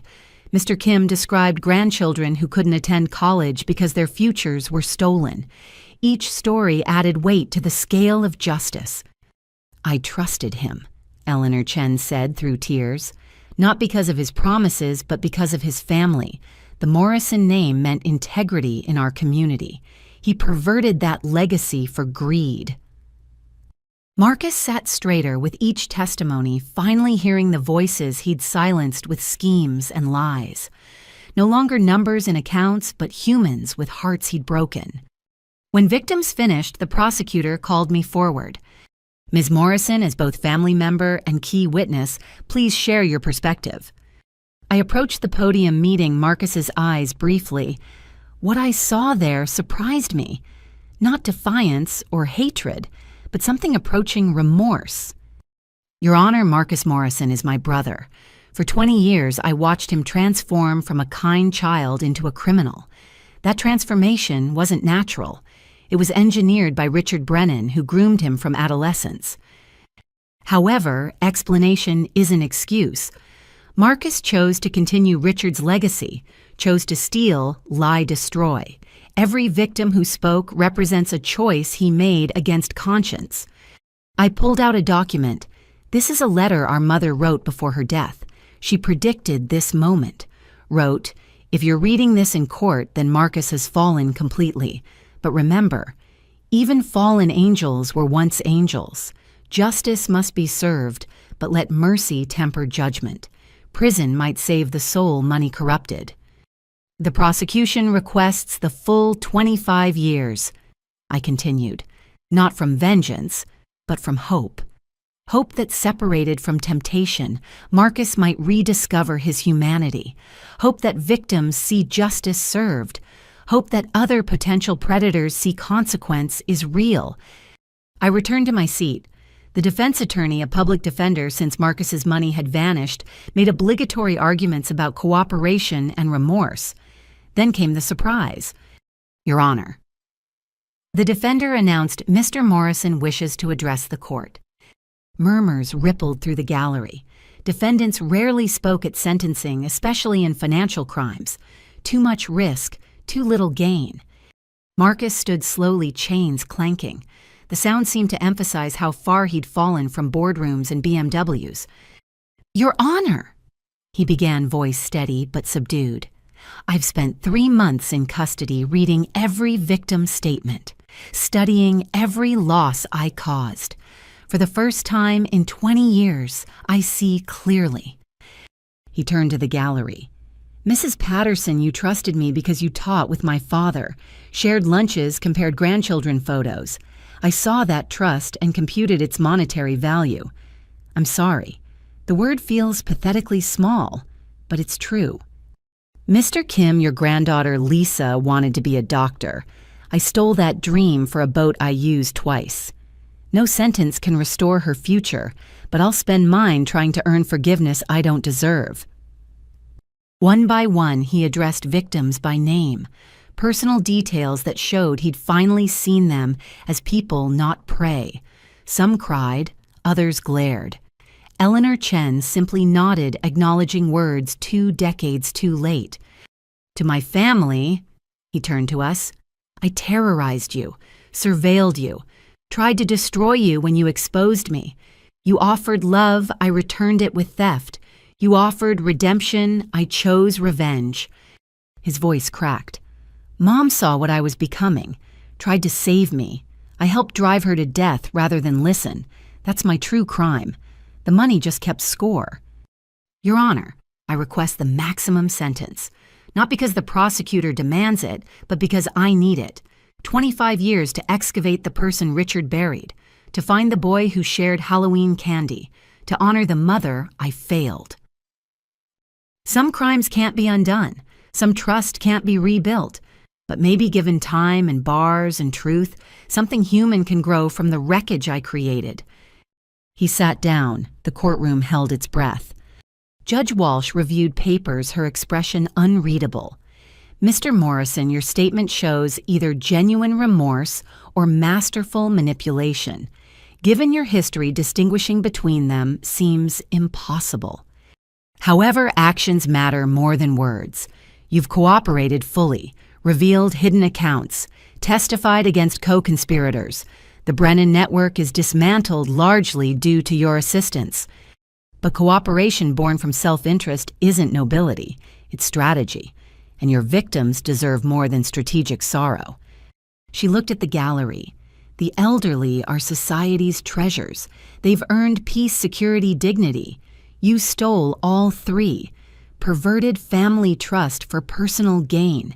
Corrupted your father's reputation, built over 40 teaching years. I sentence you to 25 years federal custody. No parole eligibility for 20.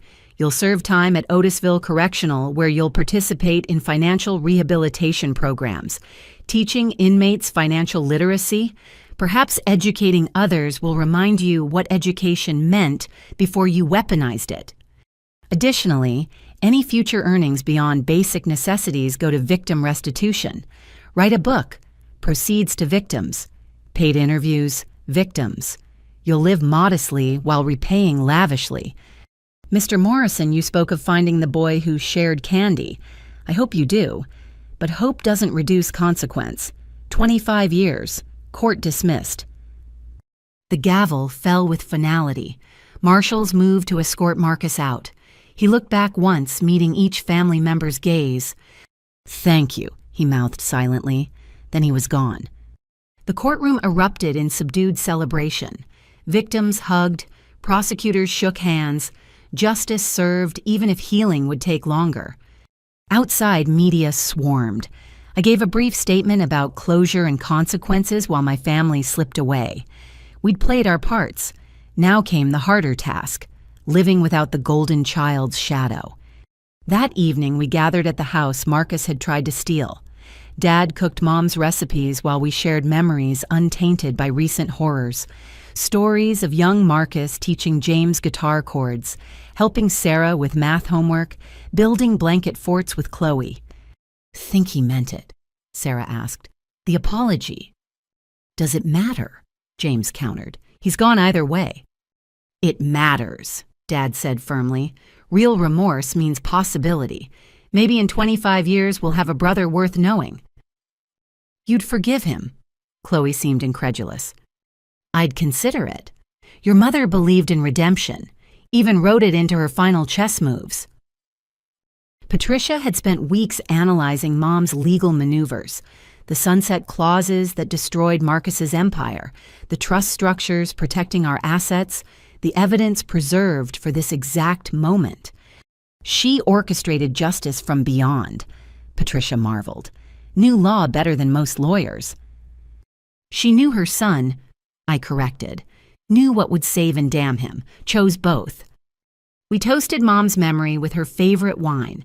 The woman who'd seemed fragile had proved strongest. The suicide that appeared surrender was actually strategy. The mother who'd died broken had broken her son's corruption from the grave. To Elizabeth Morrison. Dad raised his glass, wife, mother, and apparently grandmaster chess player. To Mom, we echoed. Later I stood in her garden. The roses bloomed impossibly bright for late winter, as if celebrating justice served. I thought about Marcus in his cell beginning a quarter-century journey back to himself. "You won, Mom," I whispered to the flowers. "Saved us all, even him eventually. Hope you're finally at peace." A butterfly landed on a rose wings catching moonlight. Beautiful, fragile, transformative.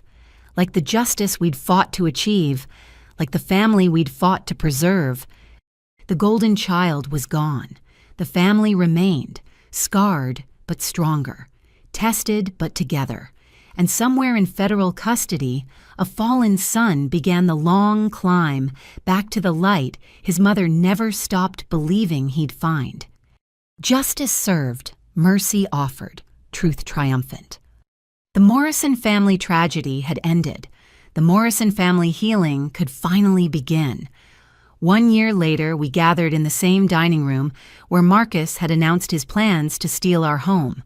But today, sunlight streamed through windows that had once framed federal agents, and the table that had held evidence boxes now overflowed with architectural plans and hope. The Elizabeth Morrison Center for Financial Recovery. Sarah read from the blueprint header. Mom would have loved this. The house had been transformed but not sold.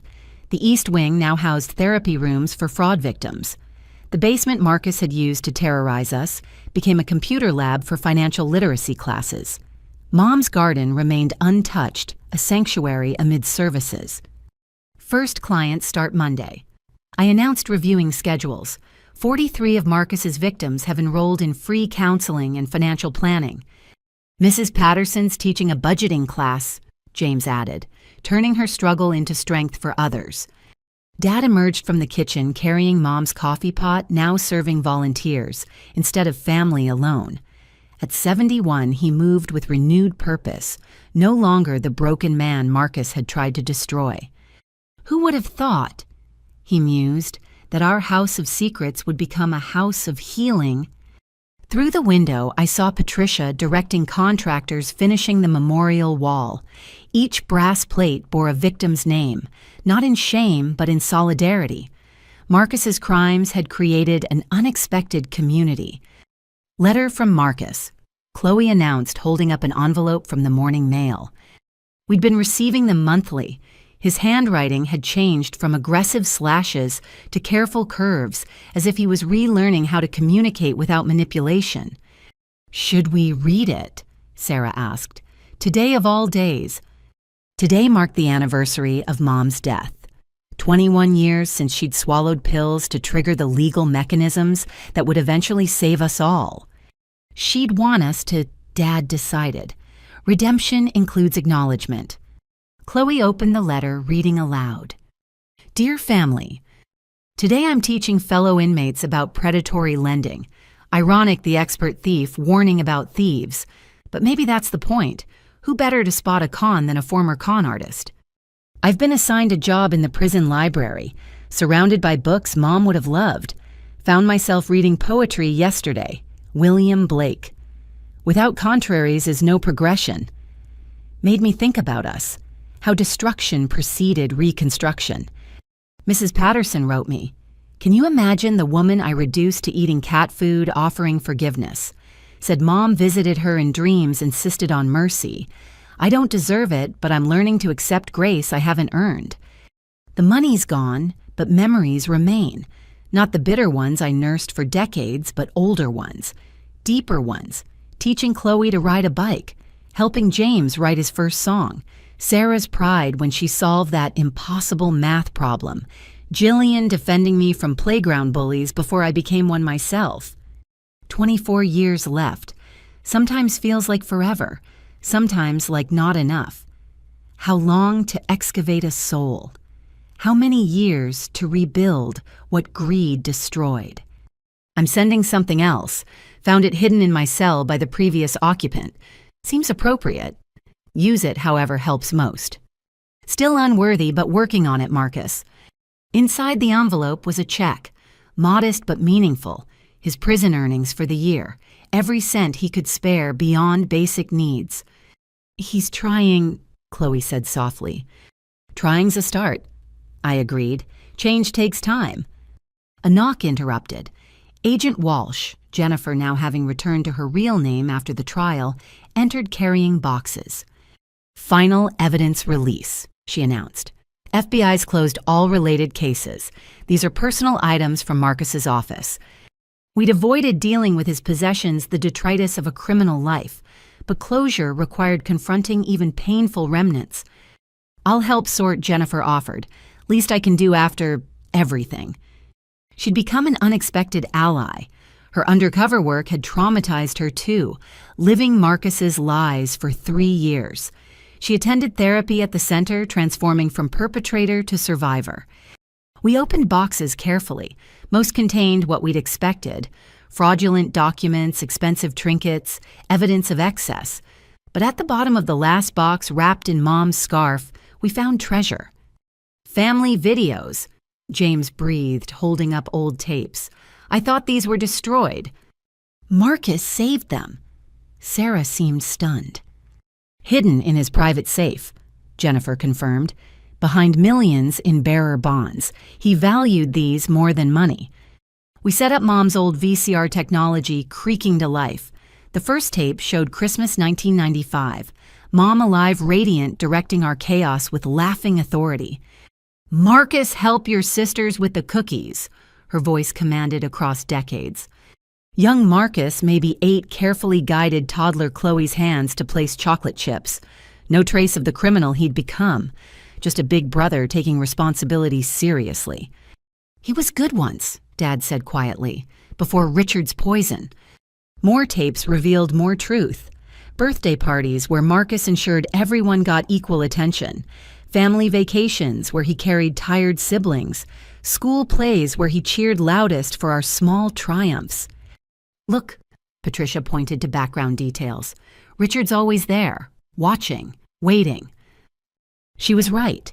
In video after video, Richard Brennan lurked at edges, the family friend who was actually family predator, documenting planning, corrupting. He stole our brother, James said with fresh anger, slowly, deliberately, while we watched unknowing. But Marcus kept these videos, I noted. Even while becoming Richard's creature, he preserved evidence of who he'd been. Part of him always remembered, Dad agreed. The boy Mom loved never fully died, just got buried deep. The final tape was different. Handheld shaky, dated a week before Mom's death. She spoke directly to the camera Marcus filming. For my children, she began, already gaunt from illness. All my children, including the one behind the camera. Marcus's young voice, Mom, you should rest. Rest comes soon enough. First truth. I'm dying, we all know it, but death isn't ending. It's transformation. She looked directly at us across 21 years. This house will become something beautiful.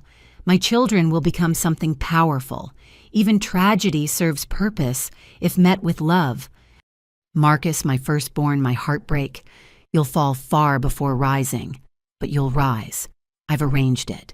Legal mechanisms, financial triggers, patience and pain leading to redemption. Jillian, my warrior, you'll save them. Cost will be high, rewards higher. Trust the law and trust yourself. Sarah James Chloe, you'll discover strength through suffering, support each other, forgive eventually, heal definitely. Thomas, my love, live fully. Find joy after grief. Our children need father and mother, even if I provide the latter posthumously. She smiled, peace radiating despite approaching death. I go willingly to whatever comes next, not from despair but from strategy. Richard thinks he's won. Marcus believes he's triumphed. Both wrong. Love plays a longer game than greed. Save this tape, Marcus. Hide it deep. Someday you'll need reminder of who you were, who you can become again. I love you. Disappointed but never despairing. Mother forever, regardless of choices. The recording ended. We sat in stunned silence, processing prophecy fulfilled 2 decades later. She knew everything, Sarah whispered, planned everything. Even the center, Chloe gestured to our transformed home. Especially the center, I realized, turning our house of pain into palace of healing. Classic Mom. Dad wiped his eyes. She got her wish. We're together, helping others. Even Marcus is finding his way back. 24 years to go, James calculated. He'll be 65 when released.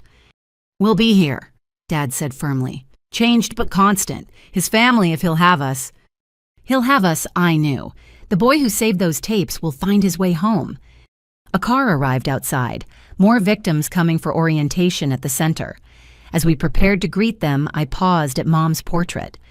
Thank you, I whispered, for seeing the ending when we could only see pain, for playing chess with destiny and winning. Patricia joined me. Think she knew how completely her plan would work. She knew us, our strengths, weaknesses, potentials, built a framework for justice that required our participation but guaranteed success. Grandmaster indeed, Patricia agreed. The doorbell rang. Mrs. Patterson entered with a nervous couple, clearly new victims seeking help. Dad greeted them warmly, the teacher becoming counselor. Sarah offered comfort from shared experience. James provided gentle humor. Chloe showed them Mom's garden, explaining how beauty persists despite storms. And I did what I'd always done, protected, but now through building rather than battling, through healing rather than hunting, through love rather than law alone. Welcome to the Morrison Center, I told the couple, where families rebuild after betrayal, where truth brings freedom, where even thieves' victims find victory. They looked hopeful despite their pain. Another family starting the journey we'd completed, from betrayal to bewilderment to breakthrough. The phone rang. Marcus's prison number on caller ID. We'd arranged a family call for Mom's anniversary. "Hello, Marcus," I said, putting him on speaker. "Hello, family." His voice came through different now, humbled, human. "Are you at the house?" "At the center," I corrected. "Your former crime scene, now our construction site." "Good, that's good. Mom would approve." "Mom orchestrated it from the grave," Dad added. "As you know." "I know. Found her last letter today, hidden in library law books. Apparently she had admirers among prison librarians, ensured certain books would be shelved for me to find." "What did it say?" Sarah asked. "Time plus truth equals transformation. Serve both. Love waits." Simple words carrying infinite weight. The mother who died to save us still saving from beyond. "We love you, Marcus," Chloe said suddenly. "Despite everything, because of everything, love waits." Silence. Then soft crying. The golden child's tears finally flowing freely. 24 years, he managed. "Will you still be there?" "We'll be here, we promised together. Family waits too." The call ended.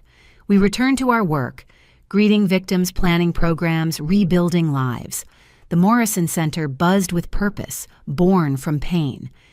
As evening approached, we gathered in Mom's garden.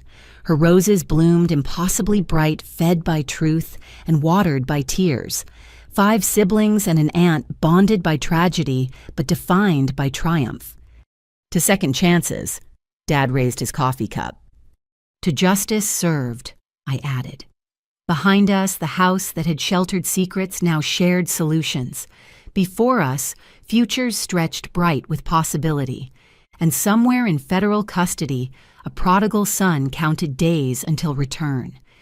The golden child had fallen. The family had risen, and in between, love had never stopped working its patient magic. "Do you ever wonder," Dad asked as stars appeared, "what Mom would think of all this?" I smiled, remembering her final video words. She'd say it went exactly as planned. And looking at my family, scarred but strong, tested but together, I knew she was right. The mother who'd seemed to lose everything had actually won it all. Just took 21 years and tremendous pain to claim the victory she'd arranged. The Morrison story wasn't tragedy after all. It was transformation, and it was far from over. In 24 years, we'd welcome Marcus home. Until then, we'd build the foundation for his return. One victim helped, one truth told, one day survived. If you've experienced financial fraud or family betrayal, you're not alone. Share your story in the comments. How did you rebuild? What helped you heal?